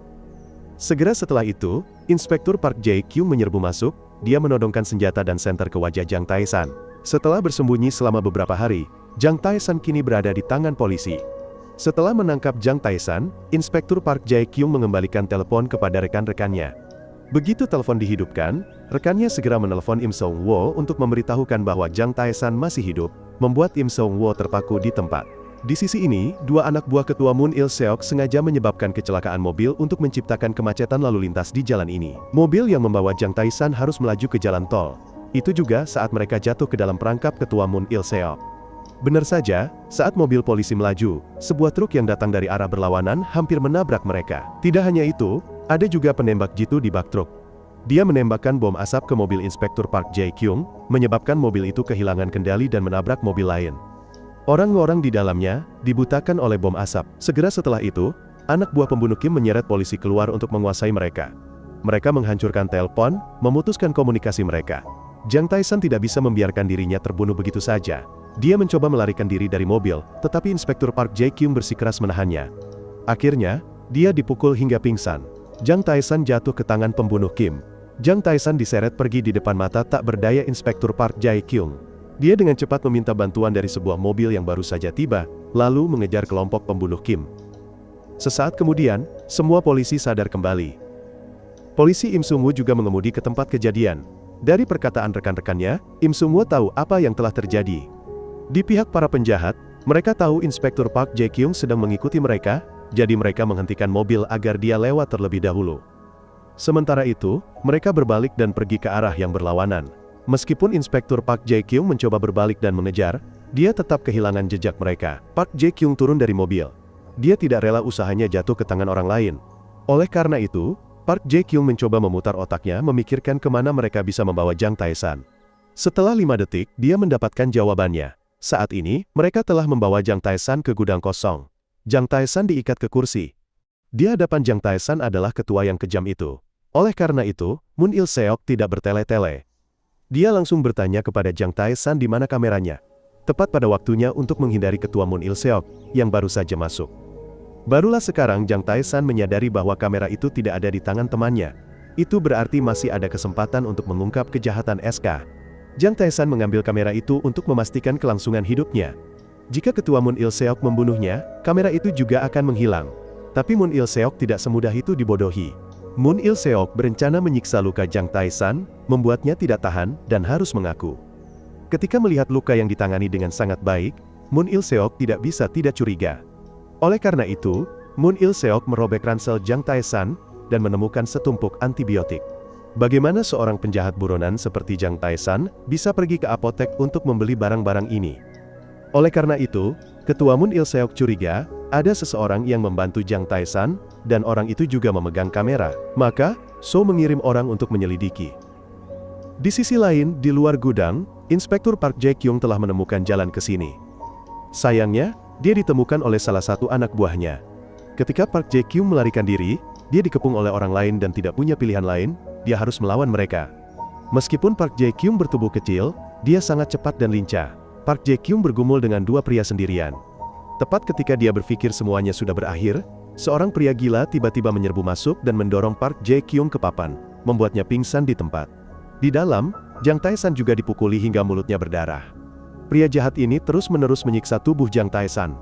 Setelah memukulnya, Moon Il-seok segera menelpon anggota Dewan Wanita untuk memberitahukan bahwa dia telah menangkap Inspektur Park Jae-kyung dan Tan.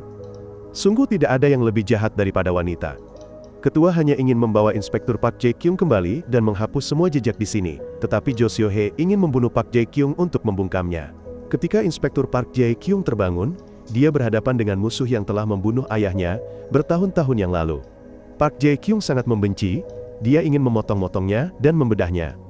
Ketua Moon Il-seok memerintahkan anak buahnya untuk menempelkan lakban ke mulut Inspektur Park Jae-kyung, lalu membawanya untuk menemui Jang Tae-san. Moon Il-seok memberitahu Jang Tae-san bahwa orang yang mengejar Jang Tae-san adalah putri dari pria yang dibunuh. Moon Il-seok bertahun-tahun yang lalu. Setelah selesai berbicara, Moon Il-seok memberikan pistol kepada Jang Tae-san dan memberinya dua pilihan. 1. Menembak Inspektur Park Jae-kyung untuk mendapatkan kebebasan. 2. Mati bersamanya. Namun, Jang Tae-san siap memegang pistol dan membidik Park Jae-kyung. Park Jae-kyung meronta dan memohon, tetapi Jang Tae-san tetap menembak. Namun, tidak ada peluru di dalam pistol. Ketua Moon Il-seok segera memarahi Jang Tae-san karena kebodohannya. Setelah itu, Moon Il-seok menodongkan pistol ke Inspektur Park Jae-kyung.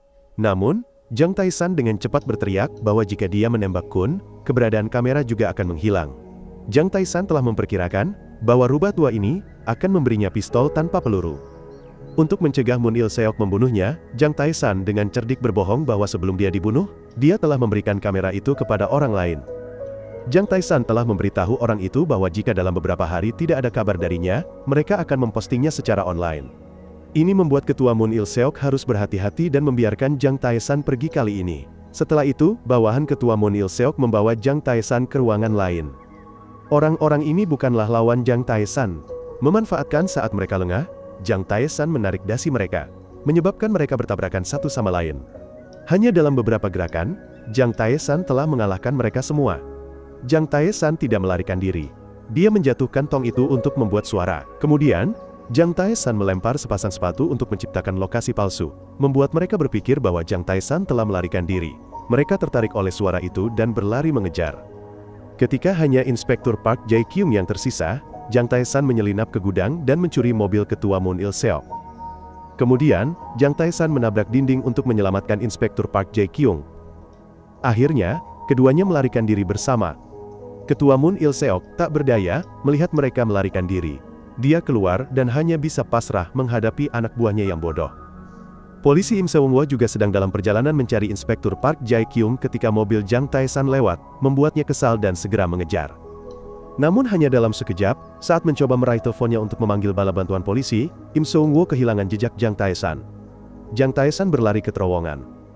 Dia meminta maaf atas kasus ayah Park Jae-kyung bertahun-tahun yang lalu. Kemudian, Jang Tae-san melepaskan ikatan Inspektur Park Jae-kyung dan menyuruhnya turun dari mobil untuk bertukar posisi mengemudi. Ketika Park Jae-kyung turun dari mobil, Jang Tae-san segera menginjak gas dan melaju. Saat ini, memastikan keselamatan nyawa adalah yang terpenting. Oleh karena itu, Jang Tae-san tidak bisa mempercayakan hidupnya kepada orang lain.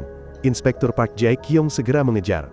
Untungnya, dia bertemu dengan polisi Im Seung-woo yang sedang datang. Park Jae-kyung dengan cepat melompat ke dalam mobil dan menyuruhnya segera mengejar Jang Tae-san. Namun, sebelum mobil sempat pergi, mereka didekati oleh mobil lain. Mereka terpaksa berbalik dan menerobos semak-semak untuk menghindar. Jang Tae-san sudah melompat ke perahu sebelum bawahan Ketua Moon Il-seok tiba. Ketua Moon Il-seok menelpon Jo Seo-hye untuk melaporkan situasinya. Dia takut jika kedua orang itu berhasil kabur, karier penipuannya akan hancur. Dan citra yang susah payah dibangun Jo Seo-hye juga akan runtuh. Sementara itu, Jang Tae-san berpikir bahwa begitu dia naik perahu, semuanya akan baik-baik saja. Tapi tidak, para preman masih menempel padanya seperti lintah kelaparan. Mereka menggunakan senjata untuk menghentikan perahu dan naik untuk menguasai penumpang.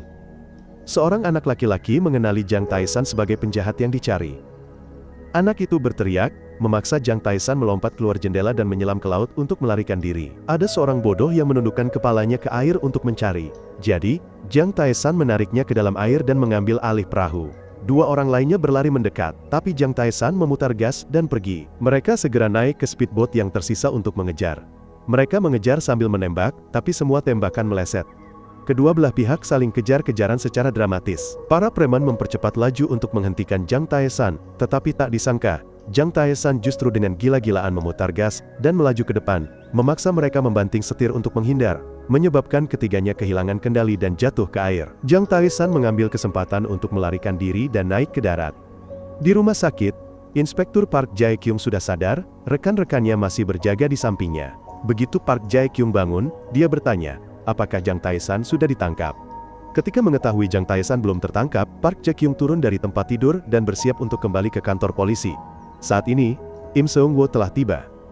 Dia menarik Park Jae-kyung ke atap dan bertanya apakah, selain kasus Jang Tae-san, ada hal lain di baliknya yang membuat Park Jae-kyung harus bekerja keras seperti itu, tetapi Inspektur Park Jae-kyung tidak menjawab.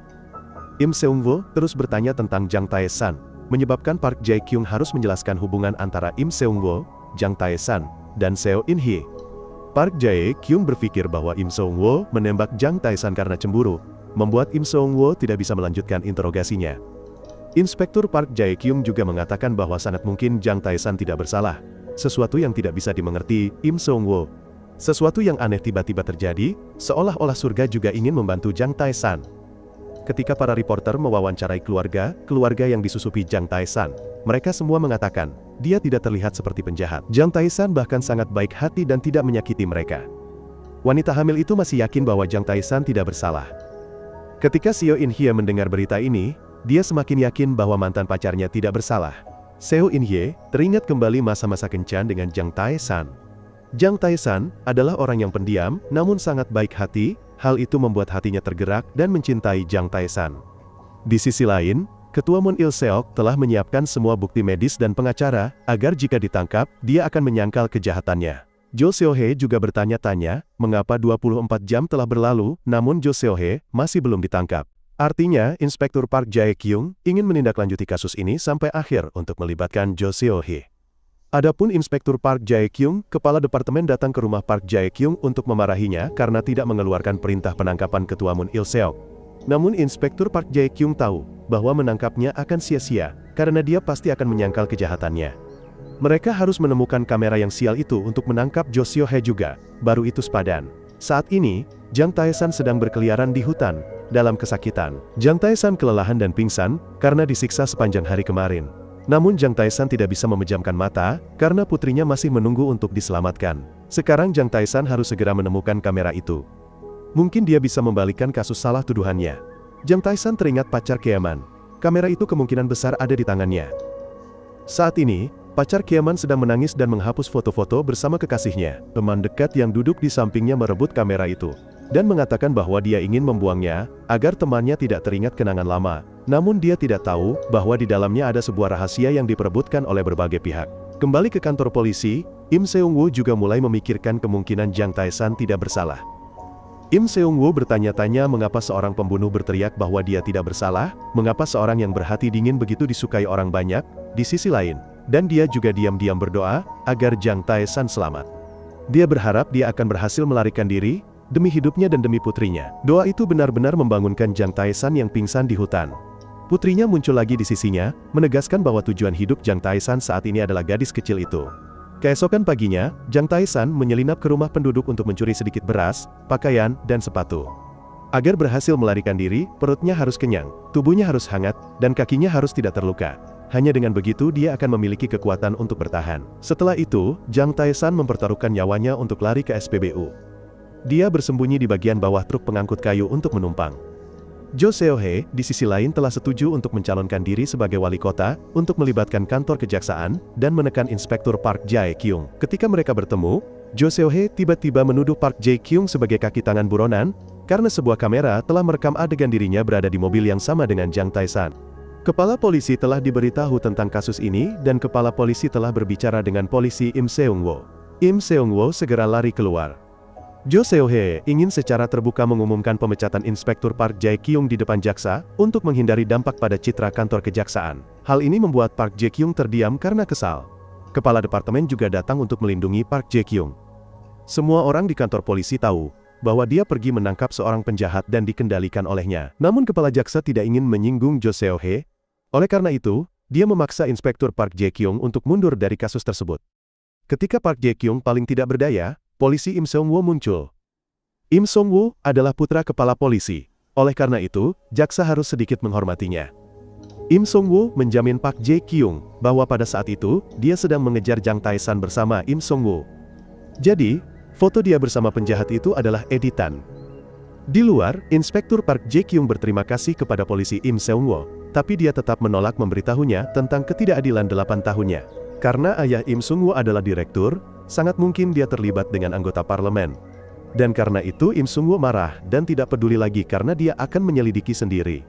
Kembali ke Jang Tae-san, dia berada di kamar kos lamanya. Jang Tae-san menunggu polisi meninggalkan lokasi. Setelah itu, Jang Tae-san menyelinap ke dalam rumah untuk mencari kamera, tetapi pertama-tama Jang Tae-san harus membersihkan darah teman malangnya, lalu mandi untuk menghindari infeksi pada lukanya. Setelah berganti pakaian yang layak, Jang Tae-san mulai mencari di seluruh rumah untuk menemukan kamera, tetapi tidak menemukannya. Jang Tae-san yakin kamera itu ada di tempat pacar Kaman. Jang Tae-san harus mengumpulkan sedikit uang dan makanan lalu pergi. Ketika Jang Tae-san pergi, Inspektur Park Jae-kyung dan rekan-rekan barunya berlari mendekat. Saat ini, Jang Tae-san sudah berada di toko pacar Kaman. Mereka sedang menonton berita pencarian Jang Tae-san, jadi Jang Tae-san tidak bisa bertindak gegabah sekarang. Jang Tae-san harus menelpon mantan pacarnya untuk memberitahunya bahwa dia baik-baik saja, agar dia tidak khawatir. Setelah itu, Jang Tae-san mengajaknya bertemu di pusat perbelanjaan, dan meminta Seo In-hye membantunya mengambil sesuatu. Seo In-hye setuju, tetapi percakapan mereka disadap oleh Inspektur Park Jae-kyung dan timnya. Mereka yakin benda itu adalah kamera digital. Oleh karena itu, Inspektur Park Jae-kyung segera memberitahu tim polisi bahwa mereka akan membuat penyergapan pada pukul 3 sore besok sore untuk menangkap Jang Tae-san dan mengambil kamera. Keesokan harinya, Seo In-hye datang ke pusat perbelanjaan. Sesuai janji, ada polisi rahasia yang berjaga di setiap sudut. Tanpa disangka, setiap gerakan Seo In-hye diikuti oleh pembunuh Kim. Pembunuh Kim juga merasakan hal itu dan ingin bertarung dengan polisi. Pembunuh Kim juga telah menemukan Jang Tae-san. Benar saja, tidak takut musuh yang kuat. Hanya takut rekan satu tim yang memakai celana jeans dan berotak udang. Ketika Seo In-hye tiba di konter anak-anak, polisi berjeans itu memberitahunya bahwa mereka sedang menyergap seorang buronan dan akan sangat kacau, dan menyuruhnya pulang dulu. Seo In-hye tahu bahwa mereka akan menangkap Jang Tae-san, jadi dia segera melarikan diri. Seo In-hye memohon agar Jang Tae-san tidak datang ke sini. Di sisi lain, Inspektur Park Jae-kyung juga telah menemukan Jang Tae-san, jadi dia segera memberitahu rekan-rekannya untuk melacak Jang Tae-san. Im Seung-woo melihat tunangannya di sini, dan menduga dia akan pergi menemui mantan pacarnya. Polisi segera siaga dan bahkan mengepung pusat perbelanjaan untuk mengendalikan orang yang keluar masuk. Jang Tae-san melihat situasinya tidak baik, jadi dia mundur, dan pembunuh Kim juga mulai bertindak. Seo In-hye menerima telepon dari Jang Tae-san, dan segera kembali ke rumah sakit. Di dalam, kerumunan polisi telah menyempitkan daftar tersangka, tetapi ketika mereka menangkap tersangka dan melepaskan topengnya, itu adalah wajah yang sama sekali berbeda. Jang Tae-san yang asli sudah keluar, dan pembunuh Kim juga mengikuti dari belakang.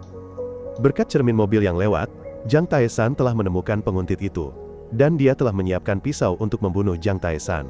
Jang Tae-san tahu dia sangat kuat, dan jika bertarung 1 lawan 1, dia hanya akan kalah.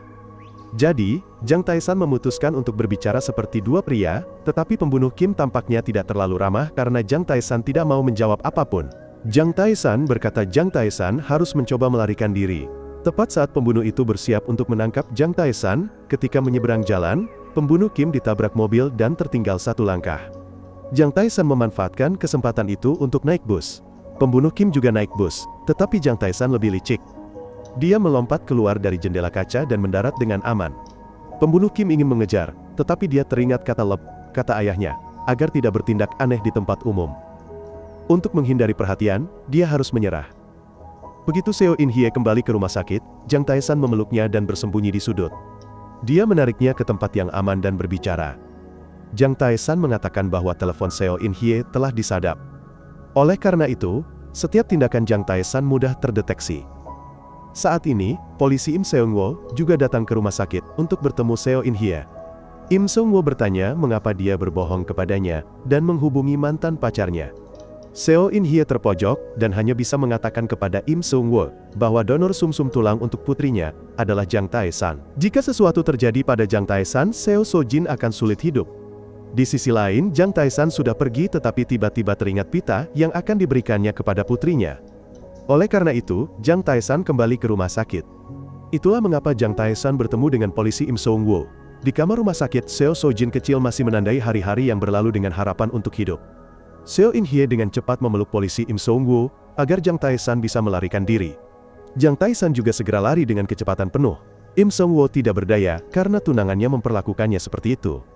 Dia bertanya pada Seo In Hye, mengapa dia tidak mempercayainya. Jika Im Seung Woo tahu bahwa Jang Tae-san adalah donor sumsum tulang, dia bisa melindungi harapan terakhir Seo So-jin. Seo In Hye hanya bisa menangis dan meminta maaf. Jang Tae-san baru saja mengetahui bahwa tunangan Seo In Hye adalah polisi Im Seung Woo yang tanpa henti mengejarnya. Penghinaan dan rasa malu mantan pacar dan kekasih baru Seo In Hye membuat Jang Tae-san menangis. Seo In Hye pasti sangat malu.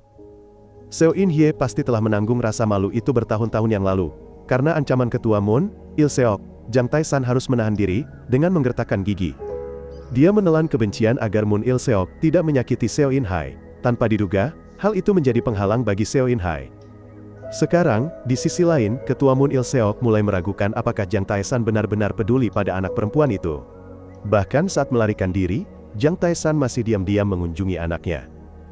Jika itu benar, maka itu terlalu mudah bagi Jo Seo-hee. Dia akan menggunakan anak itu untuk mengancam Jang Tae-san sekali lagi. Segera setelah itu, dia mengirim orang ke rumah sakit untuk menyelidiki tanggal operasi anak itu. Di sini, inspektur meminta Seo In Hye untuk bertemu. Melihat Seo In Hye masih ragu-ragu, Inspektur Park Jae-kyung mengakui bahwa dia tahu segalanya tentang hubungan Seo In Hye dan Jang Tae-san. Park Jae-kyung juga percaya bahwa Jang Tae-san telah difitnah dan menjadi korban pembunuhan, sehingga dia melarikan diri. Tapi sekarang melarikan diri adalah hal yang paling berbahaya. Park Jae-kyung ingin Seo In Hye menyarankan Jang Tae-san untuk menyerahkan diri karena hanya polisi yang bisa melindungi Jang Tae-san. Selama ada kamera, siapapun yang mengancam Jang Tae-san akan berhati-hati. Seo In Hye segera bertanya apa itu kamera. Park Jae-kyung tidak banyak menjelaskan, tetapi hanya menekankan bahwa polisi akan melindungi Jang Tae-san sampai hari operasi Seo So-jin agar keduanya aman. Park Jae-kyung juga mengungkapkan kepada Seo In Hye bahwa 8 tahun lalu Jang Tae-san dipaksa untuk mengakui kejahatan atas nama presiden, untuk melindungi Seo In Hye. Mengetahui kebenaran ini, Seo In Hye terkejut dan gemetar. Ternyata, dia meninggalkannya karena ingin melindunginya. Tapi selama 8 tahun terakhir, Seo In Hye menyimpan dendam dan tidak membiarkan Jang Tae-san bertemu anaknya. Ketika Park Jae-kyung kembali, Im Seung Woo menanyainya, mengapa dia tidak memberitahunya bahwa donor sumsum tulang untuk Seo So-jin adalah Jang Tae-san. Park Jae-kyung menjelaskan bahwa Seo In Hye harus memberitahunya. Jika Seo In Hye tidak ingin berbicara, dia tidak akan ikut campur. Polisi Im Seung Woo perlahan menyadari cerita tersembunyi di balik ini. Seseorang ingin menyalahkan Jang Tae-san, dan orang itu telah menculik Inspektur Park Jae-kyung sehari sebelumnya, karena Im Seung Woo adalah putra kepala departemen. Park Jae-kyung tidak mempercayainya, tetapi jika sekarang Im Seung Woo penasaran, Park Jae-kyung juga akan mengungkapkannya kepadanya. Kedua orang itu adalah Nyonya Jo Seo-hee, dan Tuan So Im Seung Woo perlahan percaya bahwa Jang Tae-san memang tidak bersalah. Oleh karena itu, sekembalinya ke kantor polisi, dia memerintahkan bawahannya untuk menyelidiki kembali semua dokumen terkait kasus tersebut. Di sisi lain, Ketua Moon Il-seok juga mengetahui tanggal operasi Seo So-jin. Moon Il-seok mengatakan bahwa orang yang selalu pengecut dan patuh seperti Jang Tae-san sekarang menjadi begitu kuat, adalah karena putrinya. Namun, tanggal operasi Seo So-jin juga merupakan hari pameran palsu Moon Il-seok dan So-hee. Oleh karena itu, hal yang paling mendesak adalah menemukan rekaman tersebut. Setelah menyelidiki Tuan Moon Il-seok, polisi Im Seung Woo segera menemukan bahaya. Moon Il-seok telah berada di rumah sakit tempat Seo So-jin dirawat. Jadi, Im Seung Woo segera mendatangi lelaki tua ini dan memberitahu Moon Il-seok bahwa Seo So-jin adalah putrinya, menyiratkan bahwa dia ingin mengingatkan Moon Il-seok untuk tidak berpikir menyentuh gadis kecil itu. Lelaki tua itu tersenyum di permukaan, tetapi sebenarnya membencinya. Moon Il-seok terus terang mengatakan bahwa yang dia butuhkan adalah kamera. Im Seung Woo ingat bahwa Park Jae-kyung telah memberitahunya bahwa kamera itu merekam hubungan terlarang antara Moon Il-seok dan Jo Seo-hee. Hanya dengan kamera, dia bisa menjebloskan mereka ke penjara. Setelah memperingatkan Moon Il-seok secara langsung dan memanggilnya anjing garis bawah, Im Seung Woo kembali ke kantor polisi. Sui segera memanggil bawahannya untuk menjaga rumah sakit tempat Seo Sui-jin, dan ibunya berada untuk memastikan keselamatan mereka. Ketika Seo In-hye baru saja muncul, Im Seung-woo mengatakan dia percaya Jang Tae-san tidak bersalah. Oleh karena itu, jika Jang Tae-san muncul, Seo In-hye harus segera menasehatinya untuk menyerahkan diri. Hanya dengan begitu sumsum tulang belakang dapat diselamatkan untuk operasi Seo So-jin. Kedua orang itu menasihatinya seperti itu, membuat Seo In-hye mulai ragu di tempat lain, sehingga dia tiba-tiba memiliki seorang putra cacat. Setelah lelang selesai, dia akan mengumpulkan uang dan terbang ke luar negeri bersama putranya untuk tinggal. Tapi sebelum itu, jika ingin lelang berhasil, Jo Seo-hye harus menggunakan kekuatannya untuk mendominasi pasar. Setelah mendengar berita ini, Ketua Moon Il-seok segera tidak setuju, karena mereka berada di kapal yang sama, tanpa memberitahunya apapun sebelumnya. Jo Seo-hye pasti akan meninggalkan Moon Il-seok dan melarikan diri sendirian. Oleh karena itu, Tuan Moon Il-seok memerintahkan bawahannya untuk diam-diam menyelidiki tanggal tersebut. Jo Seo-hye berencana pergi ke luar negeri. Kembali ke Jang Tae-san, dia terus menelpon untuk membuat janji. Jang Tae-san berpikir bahwa telepon rumah sakit tidak disadap, tetapi tanpa diduga percakapan mereka masih diteruskan ke Inspektur Park Jae-kyung.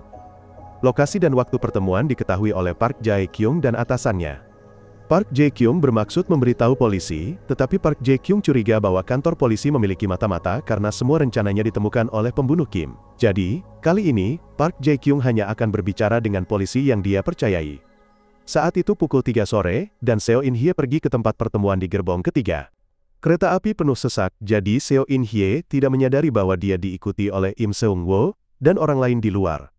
Ada tim jaksa yang menyamar sebagai penumpang di bawah komando Inspektur Dong dan Park Jae-kyung. Penumpang naik turun kereta seperti semut, tetapi Seo In-hye masih berdiri di sana menunggu Jang Tae-san. Di pemberhentian kedua, dia turun dari kereta dan langsung berlari kembali, menjebak polisi yang mengikutinya. Di pemberhentian ketiga, Seo In-hye langsung melarikan diri, tetapi Im Seung-woo mengikuti dengan cermat. Seo In-hye naik taksi yang dipesan Jang Tae-san dan pergi tepat di depan polisi. Im Seung-woo juga merebut mobil seorang pejalan kaki untuk mengejar. Di stasiun, para jaksa yang ditipu Seo In-hye hanya bisa saling memandang. Saat ini, Seo In-hye telah tiba di toko pacar Choman. Seo In-hye berbohong bahwa dia adalah pemilik kamera dan sekarang datang untuk mengambilnya kembali. Namun, gadis ini sangat ceroboh, meminjam kamera orang lain, tetapi memberikannya kepada teman dekatnya untuk dibuang. Gadis itu dengan cepat menelpon teman dekatnya untuk menanyakan di mana dia membuang kamera, lalu memberikan alamat dan nomor telepon teman dekatnya kepada seorang kain. Sebelum pergi, Seo In-hye juga mengikuti perkataan Jang Tae-san dan memberikan cincin tunangan kiri kanan kepada pacarnya, dan memenuhi keinginan terakhir pemuda malang itu. Melihat cincin itu, Seo In-hye tiba-tiba teringat 8 tahun lalu. Pada hari ulang tahun Jang Tae-san, dia juga memberinya cincin itu bersama dengan sebuah surat. Jang Tae-san masih menyimpan surat itu, dan kenangan itu masih terukir di hatinya. Begitu Seo In-hye meninggalkan kafe, Im Seung-woo berlari masuk dan bertanya pada pacar kan, apa yang dikatakan Seo In-hye. Saat ini, Seo In-hye diharapkan berada di kafe untuk bertemu Jang Tae-san.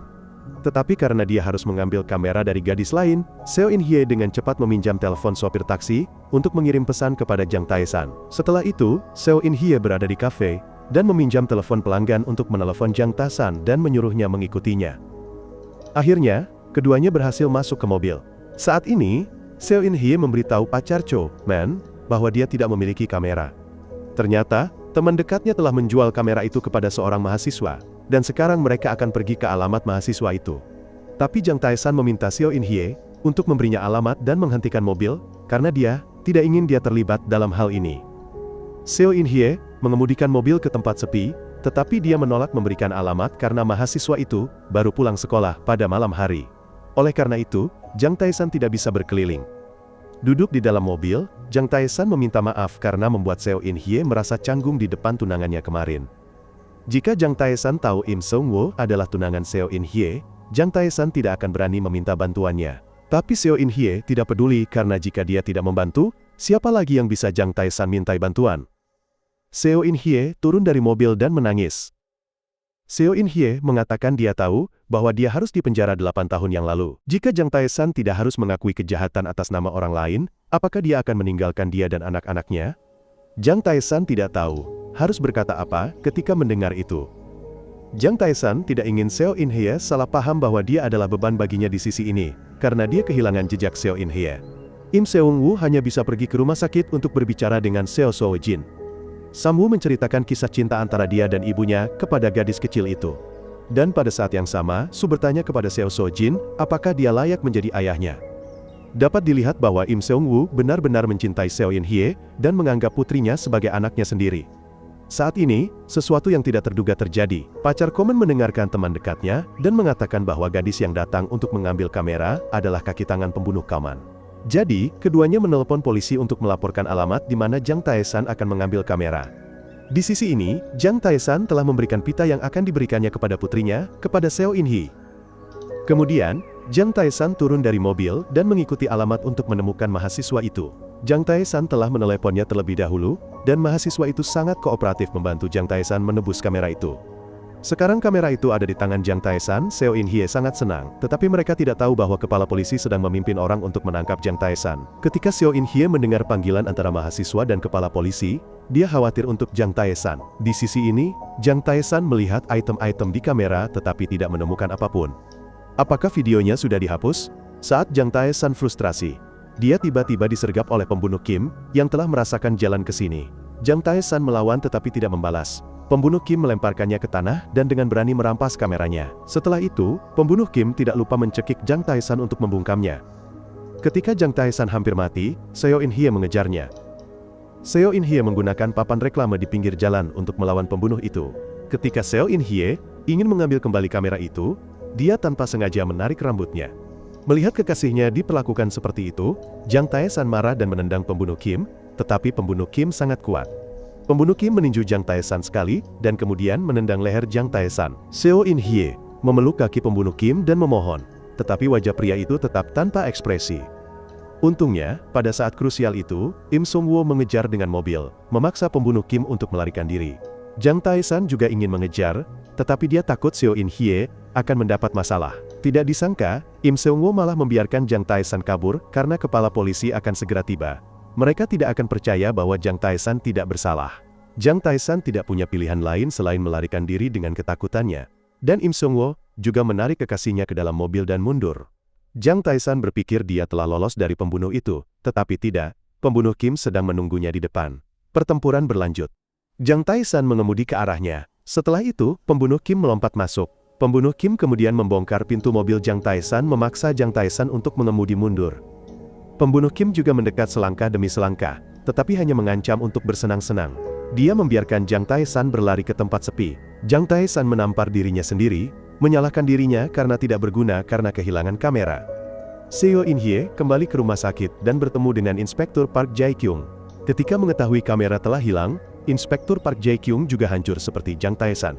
Setelah Seo In-hye kembali ke kamar rawat inap bersama putrinya, Seo In-hye menemukan bahwa foto di tangan putrinya adalah foto dirinya dengan mantan pacarnya.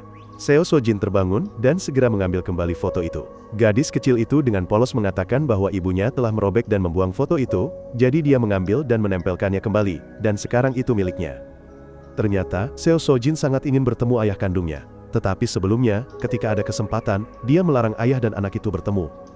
Seo In-hye tidak marah, tetapi dia mengembalikan hadiah yang diberikan Jang Tae-san kepada putrinya. Di adegan lain, kamera itu jatuh ke tangan lelaki tua Moon Il-seok yang memerintahkan untuk mengambil nyawa Jang Tae-san dan membereskan Park Jae-kyung. Lelang Moon Il-seok harus diselesaikan. Park Jae-kyung telah kehilangan kamera itu. Karena itu, sekarang dia memusatkan seluruh perhatiannya pada lelang amal karena dia yakin ada masalah dengan lelang ini. Alasan Park Jae-kyung tidak terlalu khawatir tentang kamera itu adalah karena data ini membutuhkan pemindaian iris matanya untuk melihat isinya. Namun, Park Jae-kyung tidak tahu bahwa ketua Seo telah menyewa seorang programmer profesional untuk mengambil perangkat keras kamera dan memasukkannya ke perangkat lain. Benar saja, Seok telah melihat percakapan antara dia dan Nyonya Jo Seo-hye. Di sisi lain, Jang Tae-san telah menelpon Park Jae-kyung. Dia mengajaknya bertemu secara rahasia. Sesaat kemudian, Park Jae-kyung sudah berada di tempat pertemuan. Di depannya adalah Jang Tae-san. Jang Tae-san bertanya apa hubungan Nona Misuk dengan Tuan Moon Il-seok. Mengapa Moon Il-seok membunuh Misuk dan menyalahkannya? Apa yang ada di dalam kamera itu?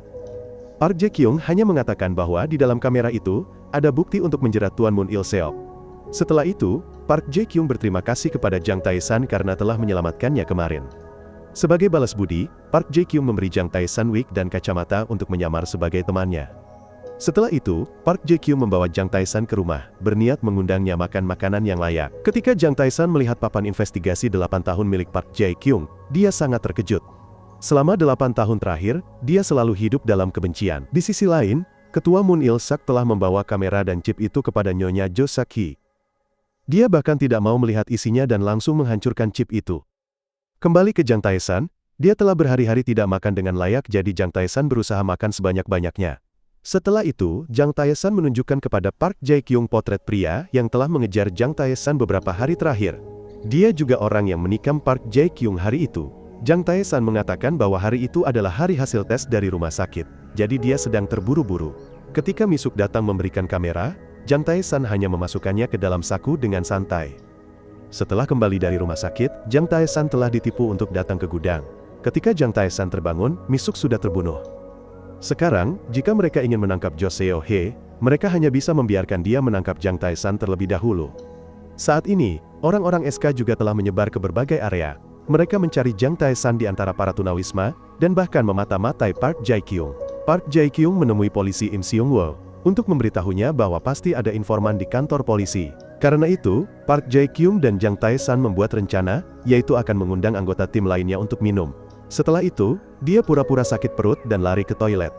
Segera setelah Park Jae-kyung pergi, ponselnya berdering. Ada 2 atau 3 panggilan dan pesan. Inspektur Park Jae-kyung akan berlari keluar dan pura-pura panik untuk menjawab telepon. Orang di ujung telepon sana mencoba meneriakkan nama Jang Tae-san dengan keras untuk menarik perhatian. Jika salah satu dari 3 polisi itu adalah informan, mereka pasti akan penasaran. Setelah itu, Park Jae-kyung terus berlari ke toilet. Dia menunggu orang yang penasaran itu mengikuti. Park Jae-kyung sengaja berbicara keras di telepon tentang Jang Tae-san yang menyerahkan diri. Setelah itu, Park Jae-kyung kembali ke meja dan beralasan ada urusan di rumah untuk pulang lebih dulu. Rekan Park Jae-kyung yang duduk di meja seberang sudah tahu siapa yang mengawasinya. Saat ini, berita tentang Jang Tae-san yang menyerahkan diri telah sampai ke telinga Ketua Moon Il-seok. Moon Il-seok segera memerintahkan pembunuh Kim untuk membunuh orang agar bungkam. Jangan biarkan Jang Tae-san jatuh ke tangan polisi. Karena itu, bawahan juga mengikuti pembunuh Kim dan kantor jaksa penuntutnya. Pembunuh Kim telah tiba di tempat pertemuan sebelumnya untuk menunggu. Tetapi pembunuh Kim tidak tahu bahwa dia secara bertahap memasuki medan perang Jang Tae-san dan Park Jae-kyung karena polisi dan jaksa sedang menyergap di mana-mana di gedung itu. Jang Tae-san mengikuti rencana, tiba di tempat pertemuan tepat pukul 5 sore. Pembunuh Kim hanya menunggu untuk menembak dan membuat Jang Tae-san tumbang. Inspektur Park Jae-kyung segera meneriakkan nama Jang Tae-san. Itu juga merupakan sinyal bagi seluruh tim untuk bertindak. Semua orang segera menyerbu untuk menangkap pembunuh Kim. Dia berpikir dia pintar, menggunakan drone untuk memindahkan senapan, dan itu saja. Tetapi siapa sangka, begitu pembunuh Kim keluar dari pintu utama untuk melarikan diri, dia disergap oleh polisi, ditembak dengan beberapa suntikan obat penenang, dan pingsan di tempat. Saat ini, Seo Soo-jin kecil masih penuh harapan. Dia mencoret setiap hari berharap bisa bertemu ayahnya. Di sisi lain, Jang Tae-san, yang mengenakan rompi anti peluru, juga membuka matanya. Pembunuh Kim sudah berada dalam genggaman Inspektur Park Jae-kyung. Ketua Moon Il-seok menelpon pembunuh Kim untuk menanyakan situasinya. Begitu mendengar suara pembunuh Kim, Moon Il-seok ketakutan dan menutup telepon. Sementara itu, Jang Tae-san sedang melarikan diri dari kejaran Im Seung-woo. Im Seung-woo sebenarnya tidak ingin memenjarakan Jang Tae-san. Dia hanya ingin menanyakan sesuatu kepadanya. Hanya ketika mendengar nama putrinya, Jang Tae-san muncul. Di sisi lain, setelah jatuh ke tangan polisi, pembunuh Kim tidak mengucapkan sepatah kata pun. Ketika mengambil sidik jarinya, Park Jae-kyung terkejut karena dia tidak memiliki kewarganegaraan Korea.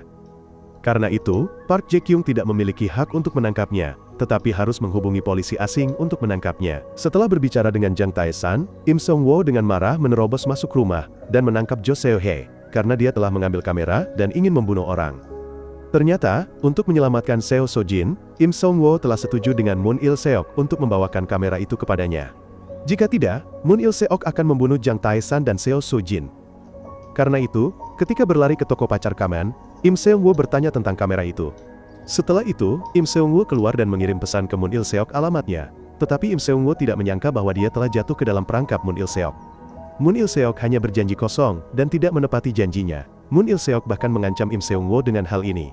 Jika Seo In-hee tahu bahwa dia sendirilah yang mengungkapkan lokasi kamera kepadaku, bagaimana dia akan bereaksi? Kamu sebaiknya menangani situasi ini sendiri. Di sisi lain, pengacara pembunuh Kim telah datang untuk menyerahkan dokumen identitasnya. Pembunuh Kim adalah seorang warga Prancis yang datang ke Korea untuk belajar bahasa Korea dan fotografi. Selain itu, pembunuh Kim tidak memiliki senjata untuk membunuh siapapun dan tidak menemukan jenazah Jang Tae-san, sehingga polisi tidak dapat menuntutnya. Ponsel yang menghubungi ketua Moon Il-seok telah ditemukan oleh pembunuh Kim. Hanya dengan beberapa kebohongan sederhana, pembunuh Kim dibebaskan, meninggalkan Inspektur Park Jae-kyung tidak berdaya. Kali ini, polisi menganggap usaha mereka sia-sia. Karena itu, dia harus kembali ke rumah untuk memberitahu Jang Tae-san bahwa misi telah gagal. Pria ini benar-benar terlalu cermat. Dia adalah orang asing, jadi semakin sulit untuk bertindak. Jang Tae-san tidak punya pilihan lain selain memikirkan rencana lain untuk mendapatkan kembali kamera itu, karena dia tahu bahwa Tuan Moon Il-seok adalah orang yang harus tahu rahasia orang lain. Moon Il-seok tidak akan menghancurkan kamera itu, karena di dalamnya ada bukti untuk menuntutnya, dan Nyonya Jo Seo-hye. Jika demikian, dia berani mengkhianatinya. Ada sesuatu untuk menyelamatkan hidupnya. Jang Tae-san bermaksud pergi ke rumah Jo Seo-hye untuk mencari kamera itu. Pertama-tama, Jang Tae-san harus memahami struktur tempat itu. Karena itu, Jang Tae-san harus mencari orang yang pernah berada di sana untuk membantu. Tidak lain adalah lelaki tua Han. Tetapi bayangan Jang Tae-san telah terlihat oleh seseorang dan dilaporkan kepada bos. Jo Seo-hye segera mengirimnya untuk memeriksa. Ketika dia tiba, sudah terlambat. Jang Tae-san sudah pergi duluan. Jo Seo-hye hanya bisa melampiaskan kemarahannya pada bawahannya di toko gadai. Kedua bawahan itu ketakutan, jadi mereka menceritakan tentang kematian Moon Il-seok dan Misuk. Tetapi mereka tidak tahu bahwa Jang Tae-san telah memasang alat penyadap. Pagi berikutnya, Jang Tae-san mengendarai mobil yang dipinjamkan Park Jae-kyung kepadanya untuk menemui Tuan Hun. Keduanya pergi ke sebuah restoran kecil untuk makan. Setelah itu, mereka mulai membahas tata letak rumah Tuan Jo Seo-hye, dan menemukan bahwa mereka telah menggunakan pemanas dinding untuk menyembunyikan pintu ruang bawah tanah. Di adegan lain, Inspektur Dong dan polisi Im Sung-woo, keduanya muncul di depan rumah Misuk. Ada sebuah mobil yang parkir di sana untuk waktu yang lama. Untungnya, istri pemilik mobil yang tinggal di dekat sana menunjukkan kepada mereka kamera dashboard. Dalam video itu, mobil Moon Il-seok muncul di depan rumah Misuk pada hari dia dibunuh. Segera setelah itu, Park Jae-kyung memimpin orang untuk secara terbuka menangkap ketua, jadi dia juga segera menerima telepon pemberitahuan. Dia tiba-tiba takut bahwa Moon Il-seok akan menyeretnya ke penjara bersamanya. Duduk di depan meja interogasi meskipun menonton video mobilnya yang diparkir di depan rumah Misuk. Moon Il-seok tahu bahwa Lee tidak memiliki foto close-up dia masuk ke dalam rumah, jadi dia masih merasa senang. Tae-san juga tahu bahwa Moon Il-seok telah ditangkap. Dia dan Tuan Han telah menyiapkan peralatan untuk menyusup ke rumah ketua Moon Il-seok. Tuan, Han berpura-pura menjadi pembeli barang bekas sementara Jang Tae-san bersembunyi di tumpukan kertas untuk mengelabui penjaga. Inspektur Park Jae-kyung di sisi lain juga berusaha menahan Jo Seo-hye. Jang Tae-san berhasil menyusup ke halaman Jo Seo-hye. Setelah itu, dia menggunakan mesin khusus. Jang Tae-san diam-diam mengebor dan berhasil membuka gagang pintu. Tapi di dalam, Jang Tae-san bertemu Moon Il-seok bersama dengan pembunuh Kim di sebelahnya. Moon Il-seok senang karena Jang Tae-san telah ditipu olehnya. Dia memberitahu Jang Tae-san bahwa ketika Park Jae-kyung menginterogasinya, dia dipanggil untuk bertemu kepala departemen. Kepala departemen ingin Park Jae-kyung membebaskan Moon Il-seok terlebih dahulu sebelum meminta surat perintah penangkapan dari hakim. Jika tidak, Park Jae-kyung akan dituntut karena penangkapan ilegal. Pada saat yang sama, Nyonya Jo Seo-hye datang menemui hakim. Berdasarkan ketenarannya, hakim percaya bahwa ketua Moon Il-seok benar-benar makan malam dengannya hari itu. Ketika Park Jae-kyung kembali ke ruangan, Moon Il-seok sudah tidak ada di sana. Ternyata, surat perintah penangkapan juga telah ditolak oleh hakim. Oleh karena itu, Moon Il-seok dibebaskan. Inspektur Park Jae-kyung ingin segera menghubungi Jang Tae-san untuk menghentikan tindakan, tetapi dia menelpon dan dia tidak menjawab. Mobil Park Jae-kyung juga dihentikan oleh mobil lain, jadi dia terpaksa naik taksi. Tanpa diduga, taksi ini juga telah disuap. Di tengah jalan, taksi itu mogok. Jadi Jang Tae-san jatuh ke tangan ketua. Oleh karena itu, Jang Tae-san ingin melarikan diri, tetapi mudah dikendalikan oleh pembunuh Kim. Jang Tae-san memohon kepada pria tua itu untuk tidak membunuhnya, karena hanya dalam 3 hari lagi, dia akan menyumbangkan sum-sum tulang untuk putrinya. Saat itu, Moon Il-seok bisa menyiksanya sesuka hati. Jang Tae-san bahkan memeluk kaki Moon Il-seok dan memohon kepada Moon Il-seok. Tapi Moon Il-seok tetap kejam dan memerintahkan pembunuh Kim untuk menggunakan obat bius pada Jang Tae-san, membuat Jang Tae-san pingsan. Di sisi lain, Tuan Han berada di luar untuk waktu yang lama, tanpa menerima panggilan dari Jang Tae-san. Jadi, dia turun dari mobil untuk memeriksa. Baru saat itu Tuan Han tahu bahwa Jang Tae-san telah dipukuli pingsan oleh pembunuh Kim, dan dikurung di bagasi mobil. Ketika Tuan Han mendorong troli kertas melewatinya, dia sengaja melemparkan pisau ke dalam, agar Jang Tae-san bisa melarikan diri. Tapi sebelum Jang Tae-san sadar, pembunuh Kim sudah datang. Dia membuka bagasi mobil dan mengambil pisau di lift. Pembunuh Kim bermaksud pergi ke atap untuk membuat adegan palsu dengan melompat dari gedung. Nona Han masih mengemudi di belakang dan mengetahui niat ini. Nona Han segera menelpon polisi untuk melaporkan bahwa ada seseorang yang ingin melompat dari atap. Pada saat yang sama, pembunuh Kim melepas tali pengikatnya dan mencoba mendorong Jang Tae-san menuruni tangga. Tetapi Jang Tae-san menggunakan seluruh kekuatannya untuk melawannya. Jang Tae-san mengambil pulpen sebagai senjata, tetapi Jang Tae-san masih dikendalikan oleh pembunuh Kim dan lengannya patah, menyebabkan dia menjatuhkan senjatanya. Keinginan Jang Tae-san untuk bertahan hidup tiba-tiba muncul. Dia mencekik pembunuh Kim, dan pembunuh Kim mencekiknya. Keduanya mencekik satu sama lain, tetapi kekuatan seorang ayah tetap dominan. Jang Tae-san mencekik pembunuh Kim hingga dia pingsan. Tapi tak disangka, dia bermain-main lagi.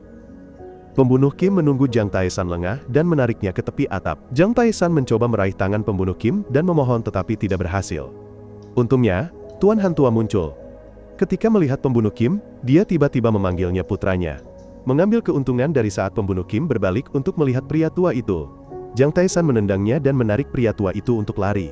Karena misinya gagal, pembunuh Kim ditampar berkali-kali oleh ketua Su membuatnya pusing. Namun, dia tetap patuh dan sama sekali tidak melawan atau membela diri.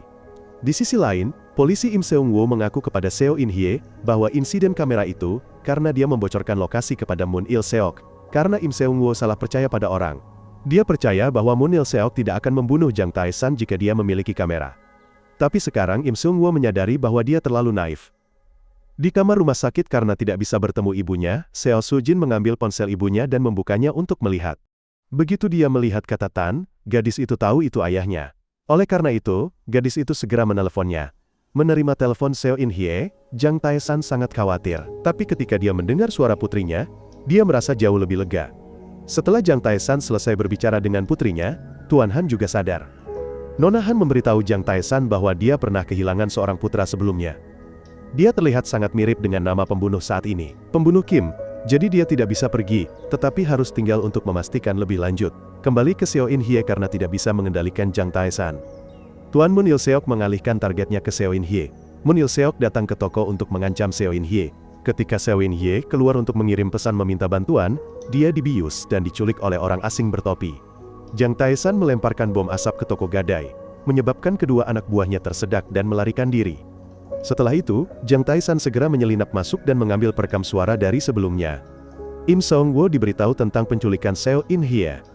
Polisi lain yang bertugas melindungi Seo In-hye juga panik mencarinya. Setelah menerima berita itu, Park Jae-kyung segera memberitahu Jang Tae-san. Sebelum Jang Tae-san sempat menangis, Seo In-hye meneleponnya dan menunjukkan kepadanya adegan dia diikat. Kemarahan Jang Tae-san langsung meledak. Di ujung telepon yang lain, suara pria mengancam Jang Tae-san untuk datang ke tempat pertemuan sendirian terlebih dahulu. Jika tidak, Seo In-hye akan ditangani. Orang yang memegang telepon adalah pembunuh Kim. Pembunuh Kim kemudian memutar rekaman untuk Seo In-hye untuk berbicara. Seo In-hye segera memerintahkan Jang Tae-san untuk tidak datang ke sini, jika tidak dia bisa dalam bahaya dan nyawa putrinya akan sulit diselamatkan. Ketika telepon terputus, Jang Tae-san menjadi gila di antara dua pilihan. Salah satunya adalah orang yang paling dia cintai, dan yang lainnya adalah putrinya yang malang. Siapa yang harus dipilih Jang Tae-san? Setelah tenang, Jang Tae-san yakin bahwa masalah ini akan diselesaikan. Jang Tae-san menelepon Park Jae-kyung untuk memberitahukan bahwa Seo In-hye telah diculik. Sekarang Jang Tae-san akan mengirimkan video panggilan barusan kepada Park Jae-kyung agar dia bisa melihatnya. Di mata Seo In-hye adalah wajah si pembunuh. Park Jae-kyung dengan cepat menyadari bahwa penculik itu adalah pembunuh Kim. Jang Tae-san ingat bahwa dua pekerja telah mengambil foto plat nomor mobil pembunuh Kim sebelumnya. Oleh karena itu, dia segera menelepon Im Seung-woo untuk menyelidiki. Mereka menggunakan teknologi untuk memperbesar dan mengaburkan plat nomor. Yang muncul di hadapannya adalah mobil Prancis. Alamatnya ada di studio foto terdekat. Polisi Im Seung-woo segera tiba di sana. Adapun Jang Tae-san, untuk memastikan keselamatan In-hye, dia mengikuti instruksi pembunuh Kim untuk berkendara ke tempat pertemuan. Jang Tae-san harus naik mobil yang sudah disiapkannya, dan dia harus mengemudi sesuai rute yang sudah diatur di mobil. Di sisi ini, untuk masuk ke rumah sakit, Ketua Moon Il-seok menyuruh orang memberikan minuman yang mengandung obat tidur kepada petugas keamanan dan perawat. Mereka semua tertidur lelap dalam sekejap, sehingga Moon Il-seok dapat bebas keluar masuk rumah sakit tanpa takut terlihat. Adapun kamera, dia akan mengurusnya nanti. Moon Il Seok datang menemui Seo Sojin, yang tidak tahu bahwa ini adalah iblis, jadi gadis itu dengan senang hati berbicara dengannya.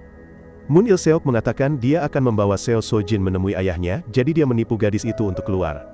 Sementara itu, Jang Tae-san secara bertahap menyadari konspirasi orang-orang ini. Mereka menculik Seo In-hye untuk memancing polisi keluar dari rumah sakit untuk menangkap Seo Sojin.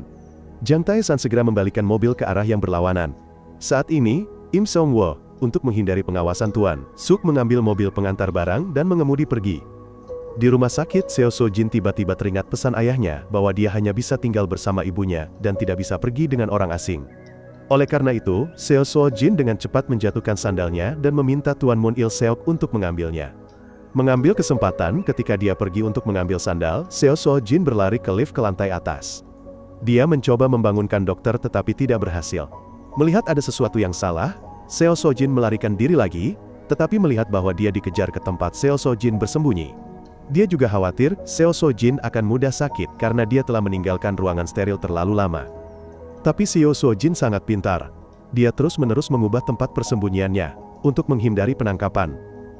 Tapi ketika Seo Sojin bersembunyi di lemari, pintu terbuka sedikit, membantu Tuan Jo Seo-hye menyadari bahwa pada saat ini, Jang Tae-san telah bergegas ke rumah sakit untuk menyelamatkan putrinya. Melihat para dokter dan perawat semuanya pingsan dan sepatu putrinya di lantai, dia tahu ada sesuatu yang buruk telah terjadi. Di lantai atas, ketika Tuan Moon Il Seok hendak menangkap Seo Sojin, Jang Tae-san berlari dan berteriak memanggil nama putrinya, memaksa Moon Il Seok untuk sementara bersembunyi. Melihat ayahnya, Seo Sojin segera berlari keluar. Jang Tae-san khawatir, dia akan menularkannya penyakit padanya. Oleh karena itu, dia meminta putrinya untuk segera masuk ke ruangan steril. Gadis itu menurut dengan patuh. Segera setelah itu, Jang Tae-san melihat Moon Il Seok melarikan diri.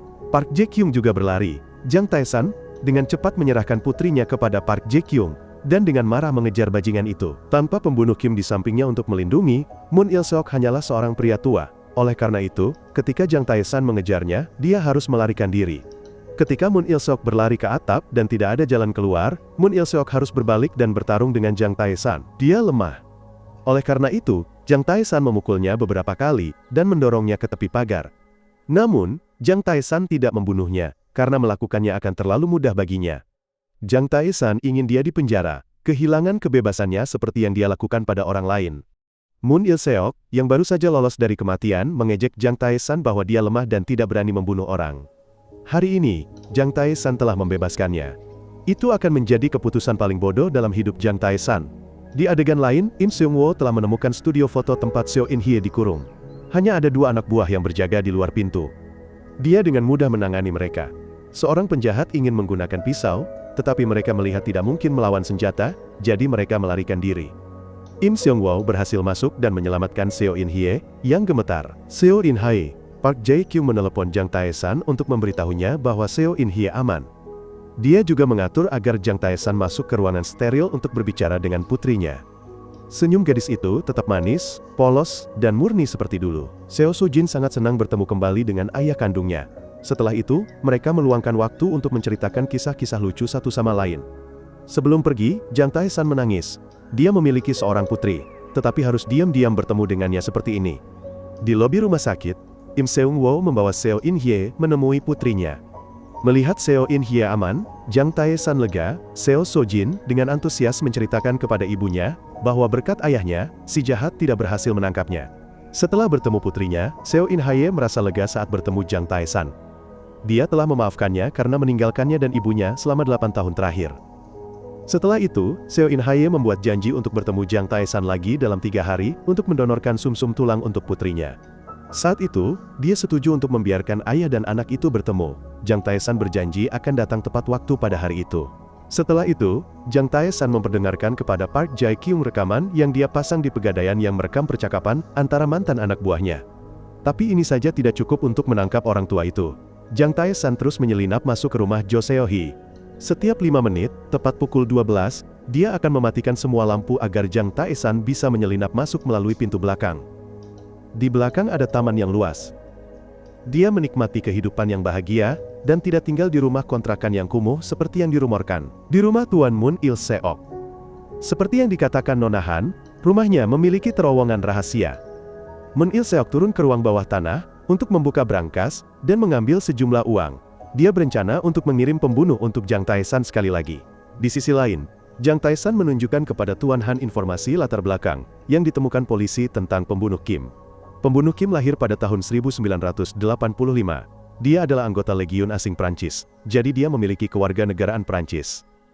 Tuan Han menceritakan bahwa dia pernah hidup sebagai pembunuh, tetapi dia tidak ingin putranya melakukan hal yang sama. Jadi, Han memberi putranya pena bertuliskan nama putranya. Suatu hari, putranya tiba-tiba menghilang. Tapi anehnya, tidak ada yang datang meminta uang tebusan. Han kehilangan putranya, dan lelaki tua itu masih menyimpan pena itu. Adegan berubah. Jiang Taishan menelepon perusahaan Moon Il-seok. Jiang Taishan memperdengarkan kepada Jo Seo-hye rekaman orangnya, yang mengatakan bahwa dia adalah orang yang membunuh Misuk. Jika keadaan menjadi buruk, Moon Il-seok bermaksud untuk mengirim salah satu dari 3 orang ke penjara sebagai gantinya. Tetapi sekarang rekaman itu ada di tangan Jiang Taishan, dia tidak bisa melanjutkan langkah itu. Setelah itu, Jiang Taishan menelepon anak buah, Moon Il-seok Hang. Dia mengatakan bahwa, ketika saya ditangkap di rumah SK, Moon Il-seok mengatakan, dia akan membunuh saya, dan kemudian menyalahkan Huang untuk dipenjara. Ini membuat Huang mulai ketakutan. Tak lama kemudian, Hong dipanggil kembali oleh Tuan Jo Seo-hye, tetapi dia tidak marah melainkan memberi Huang sejumlah besar uang untuk membunuh Jiang Taishan. Jiang Taishan sudah mengetahui langkah ini sebelumnya, jadi ketika Huang tiba, dia menceritakan setiap kata bujukan darinya, tanpa melewatkan satu kata pun. Setelah itu, Jiang Taishan memperdengarkan kepada Huang rekaman ini yang dia berikan kepada Tuan Jo Seo-hye, bahwa lelaki tua itu hanya ingin memanfaatkan Huang untuk terakhir kalinya, sebelum membuangnya. Mendengar itu, Wong tertegun di tempat. Dia menyadari betapa bodohnya dia. Di adegan lain, tim polisi juga secara bertahap menyadari keanehan dalam kasus Jiang Taishan. Cara si pembunuh membunuh Misuk dan Kanan melakukan kejahatan berbeda. Satu adalah amatir dan yang lain profesional. Pisau yang ditemukan diproduksi di bengkel kerajinan tangan. Yang istimewa adalah bengkel itu membuat setiap pisau dengan gagang custom, untuk setiap pelanggan. Segera, Im Seung-woo memimpin rekan-rekannya ke bar Moon Il-seok. Dia bertanya kepada karyawan di sana apakah mereka melihat orang tua itu membawa pisau ini, tetapi semua orang takut terlibat, jadi mereka menggelengkan kepala. Di sisi lain, kedua rubah tua itu bertemu lagi, tetapi kali ini bukan untuk berunding, melainkan untuk saling mengontrol. Tuan Moon Il-seok mengatakan dia tahu tanggal Jo Seo-hye akan pergi ke luar negeri. Tentu saja, ketika dia pergi, jika terjadi sesuatu, dia harus menanggung semuanya sendirian. Oleh karena itu, Moon Il-seok memperingatkan Jo Seo-hye untuk tidak meninggalkan Korea, sampai dia membunuh Jiang Taishan dan Park Jae-kyung. Ini membuat si marah. Jo Seo-hye menyuruh Jo Seo-hye untuk menariknya keluar dari kasus Misuk, karena polisi sedang mengincarnya. Jika Jo Seo-hye meninggal, Jo Seo-hye dan putranya yang cacat tidak akan bisa hidup, karena mereka berada dalam perahu yang sama. Meskipun Jo Seo-hye marah, dia harus tetap diam dan membantu Moon Il-seok. Di sisi ini, Park Jae-kyung dan Jiang Taishan juga memiliki rencana sendiri. Tuan Han masih berusaha menghubungi putranya, tetapi pembunuh Kim tampak acuh tak acuh dan tidak peduli. Di sisi lain, meskipun Jiang Taishan adalah buronan, dia hanya perlu berjalan lurus dan mengenakan jas sehingga tidak ada yang mengenalinya. Jiang Taishan langsung pergi ke kantor Si-hye. Saat melihat Jiang Taishan, dia terkejut sekaligus takjub. Jiang Taishan menunjukkan kepada Seo-hye foto-foto kehidupan mewahnya di apartemennya yang membuat Seo-hye tidak berani memanggil polisi, melainkan harus mendengarkan dia. Jiang Taishan menyerahkan buku keluarga Jo Seo-hye. Itu milik sebuah perusahaan bernama Venus dan studio foto yang menculiknya. Seo In-hye juga di bawah manajemen perusahaan itu. Venus adalah perusahaan induk dari perusahaan yang dikelola oleh ketua Jo Seo-hye. Jika ini menyebar secara online, dia akan melibatkan Seo-hye juga. Dengan ini, Jo Seo-hye tidak bisa tidak mendengarkan Jiang Taishan. Jiang Taishan mulai menjelaskan rencananya. Segera, Jiang Taishan dan Park Jae-kyung akan ditangkap.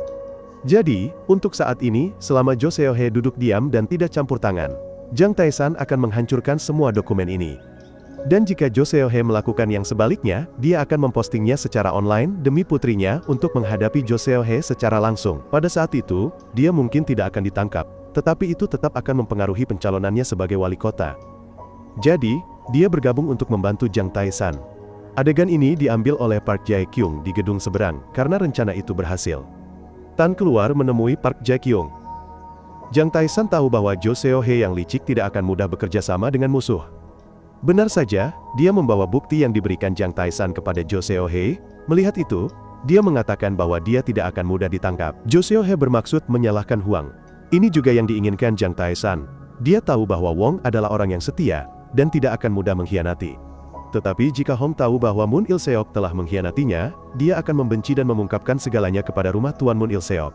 Moon Il-seok menduga bahwa Jang Tae-san dan Park Jae-kyung telah mengatur ini, tetapi sekretaris melaporkan bahwa Park Jae-kyung tidak meninggalkan apartemen karena mereka tidak tahu bahwa dia mengenakan pakaian pengantar barang dan menyelinap keluar. Di sisi ini, Im Seung-woo juga tidak tinggal diam. Dia mengambil kamera di rumah sakit dan pergi ke sebuah klub.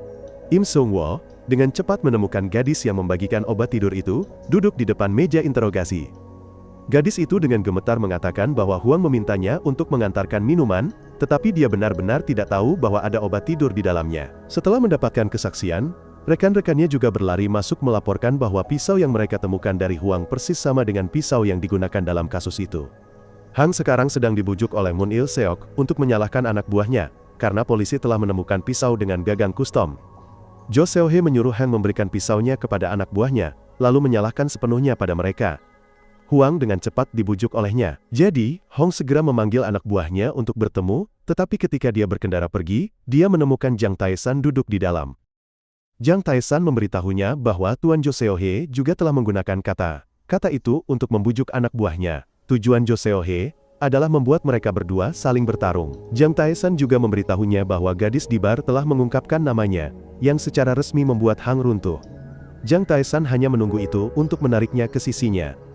Jika Hang setuju untuk menyerah dan bergabung dengannya, Jang Tae-san akan bersaksi bahwa dia tidak membunuh Misu. Agar Huang lebih percaya diri, Jang Tae-san mengizinkan Huang mengemudi ke titik pertemuan anak buahnya.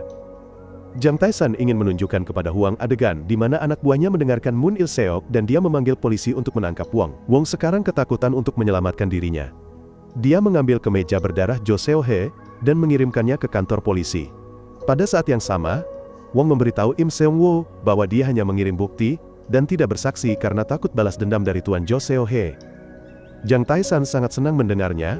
Dia tahu bahwa hari pembuktian dirinya tidak jauh lagi. Kemeja bukti ada di tangan Kapten dan Park Jae-kyung. Kembali ke pembunuh Kim, dia telah menyiapkan pistol dan peluru siap untuk membunuh Jang Tae-san. Tetapi pembunuh Kim menerima pesan dari Tuan Han. Tuan Han mengirim pembunuh Kim foto dirinya, dan pembunuh Kim saat masih kecil dengan pesan yang mengingatkannya, bahwa saya memberi Anda pena untuk menulis, bukan untuk membuat pisau. Namun, pembunuh Kim tetap tidak menunjukkan emosi apapun di sisi ini, ketika polisi sudah memiliki cukup bukti untuk menangkapnya, sehingga dia tidak terlihat. Pada saat ini, SK telah membawa uang dan aset untuk melarikan diri. Sebelumnya, dia telah berlari meminta bantuan kepada Nyonya Jo Seo-hye. Mereka akan tetap membiarkan lelang berlangsung dan kemudian membagi uang sebelum mereka berpisah. Saat ini, TV melaporkan bahwa polisi telah membuktikan Jang Tae-san tidak bersalah. Pembunuh Misuk yang sebenarnya adalah ketua Moon Il-seok, dan sekarang dia menjadi buronan. Sekretaris dan pembunuh Kim masih berada di sisinya. Sekretaris mengingatkan Moon Il-seok untuk naik kereta untuk melarikan diri malam ini, tetapi dia tidak rela. Moon Il-seok ingin membunuh Jang Tae-san sebelum jam 9 pagi besok. Saat itulah operasi Seo So Jin akan dilakukan. Jang Tae-san mengerti bahwa niat jahat Jo Seo-hye tidak akan menyerah padanya. Oleh karena itu, dia memohon kepada dokter untuk melakukan operasi hari ini. Sementara itu, Inspektur Du dan sekretaris telah memposting foto Jang Tae-san dan Nyonya Jo Seo-ha bekerja sama. Segera, kantor kejaksaan dan publik sangat bingung. Para wartawan mengepung kantor Nona Jo Seo-hye. Tentu saja, dia membantah dan mengatakan itu adalah foto Photoshop. Tetapi ini juga membuatnya tidak berani lagi membahas masalah penangkapan Tuan Moon Il-seok. Hingga saat ini, mata-mata di kantor polisi baru saja terungkap. Dia adalah orang yang telah mengungkapkan informasi penting kepada Tuan Sak. Sekarang dia juga ditugaskan untuk menjaga rumah sakit. Mata-mata itu memberitahu Tuan Suk bahwa ini adalah laporan terakhir. Pada saat yang sama, dia menuntut 10 miliar untuk informasi baru. Mengetahui bahwa berita ini terkait dengan operasi Seo So Jin, Tuan Jo Seo-hye segera setuju. Sekretaris membawa uang kepada mata-mata itu, dan membawa kembali berita bahwa operasi akan berlangsung pada jam 10 malam ini. Moon Il-seok segera memikirkan rencana untuk menyusup ke rumah sakit. Pembunuh Kim akan membantunya membunuh Jang Tae-san dengan tangannya sendiri. Sementara Jang Tae-san terbaring di ranjang rumah sakit, Tuan Moon Il-seok juga berangkat. Sebelum pergi, pembunuh Kim mengajukan pertanyaan tersembunyi. Ayah, siapa aku sebenarnya? Ternyata, meskipun tidak menunjukkan emosi apapun, pikiran pembunuh Kim sudah mulai memiliki keraguan. Di sisi ini, polisi sedang bertugas di rumah sakit. Tetapi tampaknya mata-mata Tuan Jo Seo-hye sudah berada di ruang kamera. Dia mengirim pesan kepada Tuan Jo Seo-hye bahwa mobil telah melewati kamera. Setelah itu, pembunuh Kim dan Tuan Jo Seo-hye berpura-pura menjadi petugas kebersihan dan menyebar ke berbagai tempat. Ada banyak polisi, tetapi mereka tetap membiarkan pembunuh Kim menyusup. Akhirnya, Tuan Jo Seo-hye Kisom masuk ke ruang operasi Jang Tae-san. Di sisi lain, pembunuh Kim masuk ke ruangan lain, ruangan tempat Tan dibawa. Tapi anehnya, orang yang ada di meja operasi adalah Tuan Han. Nona Han mengingatkan putranya bahwa pembunuh Kim sebelumnya tidak memanggilnya ayah, melainkan memberi julukan Han sebagai jenderal. Pembunuh Kim sedikit terkejut saat itu, tetapi karena hilang ingatan, dia tidak mengenali ayahnya sampai Han mengambil tutup pena dari saku pembunuh Kim. Kemudian, dia meletakkannya di badan penanya. Ketika pembunuh Kim melihatnya pas, ingatannya perlahan kembali. Pisau di tangan pembunuh Kim juga terjatuh. Saat ini, Tuan Moon Il-seok telah tertipu, karena orang yang terbaring di meja operasi, sebenarnya adalah manekin. Kembali ke hari sebelumnya, Jang Tae-san tahu dia. Moon Il-seok tidaklah sederhana. Park Jae-kyung juga memberitahu Jang Tae-san tentang mata-mata di kantor polisi. Mata-mata itu, setelah ditemukan dan dinasehati oleh rekan-rekannya, juga berubah. Dia juga berjanji akan membantu mereka menipu Tuan Moon Il-seok. Moon Il-seok masuk perangkap. Bahkan staf yang bekerja di ruang kamera pun berpihak pada kebaikan untuk bersenang-senang. Tapi ketika polisi masuk ke ruang pasien, Moon Il-seok sudah kabur melalui saluran ventilasi. Moon Il-seok berhasil mengendarai mobil keluar dan melarikan diri di depan mata Jang Tae-san. Jang Tae-san segera mengejar dan naik ke mobil Moon Il-seok menuju tempat barang rongsokan. Jang Tae-san segera mencekik bajingan itu untuk mencegahnya melarikan diri. Keduanya berkelahi, tetapi Moon Il-seok tetap melompat ke mobilnya dan melarikan diri. Jang Tae-san mengendarai mobil terdekat untuk mengejar. Keduanya melaju berdampingan. Moon Il-seok menggunakan mobilnya yang lebih besar untuk sengaja menabrakkan Jang Tae-san ke tumpukan barang rongsokan. Jang Tae-san juga membalas dengan tabrakan tak terduga dari samping. Ketika Jang Tae-san keluar dari mobil, dia sedang bersembunyi di dekat sana. Tapi ketika dia diremehkan oleh Jang Tae-san, dia tidak tahan dengan provokasi itu, dan muncul dengan sebuah tongkat. Jang Tae-san meningkatkan kekuatannya hingga 1000%. Dia menggunakan tangannya untuk menahan tongkat dan mematahkannya. Kemudian dia menerjang dan menendang orang tua itu, mematahkan giginya. Karena bajingan itu, Jang Tae-san telah kehilangan 8 tahun bersama istri dan anaknya. Jang Tae-san terus melayangkan pukulan padanya untuk melampiaskan amarahnya. Kekuatan tua tidak sebanding dengan kekuatan muda. Oleh karena itu, setelah dipukuli, Moon Il-seok diikat oleh Jang Tae-san. Tapi, tanpa diduga, api berkobar dari oli mobil setelah tabrakan. Ketika Jang Tae-san pergi menemui polisi dan memberitahu mereka di mana bajingan itu ditangkap, sebuah ledakan besar mengejutkan semua orang. Namun, operasi untuk putrinya adalah yang terpenting. Oleh karena itu, Park Jae-kyung segera membawa Jang Tae-san pulang. Seo In-hye memeluk Jang Tae-san begitu melihatnya, takut jika sesuatu terjadi padanya, putrinya tidak akan bisa bertahan hidup. Adegan ini terlihat oleh Im Seung-woo yang datang belakangan. Jika dia mengatakan dia tidak patah hati, itu akan menjadi kebohongan. Di sisi lain, Nyonya Jo Seo-hye masih santai berdiskusi dengan para ahli tentang pelelangan, dan tiba-tiba Jo Seo-hye menerima panggilan telepon yang memberitahukan bahwa Tuan Moon Il-seok telah ditangkap. Saat ini, Moon Il-seok telah mengalami luka bakar di separuh wajahnya dan sedang dibawa ke rumah sakit. Itu adalah karma yang harus dia bayar atas perbuatan jahatnya.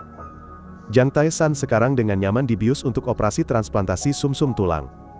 Setelah sekian lama, dia samar-samar sadar kembali. Inspektur Park Jae-kyung berada di sampingnya, menemaninya. Dia memberitahu Jang Tae-san bahwa Huang telah mengaku dan menceritakan semuanya. Pembunuh yang membunuh ayahnya 8 tahun lalu adalah Tuan Moon Il-seok.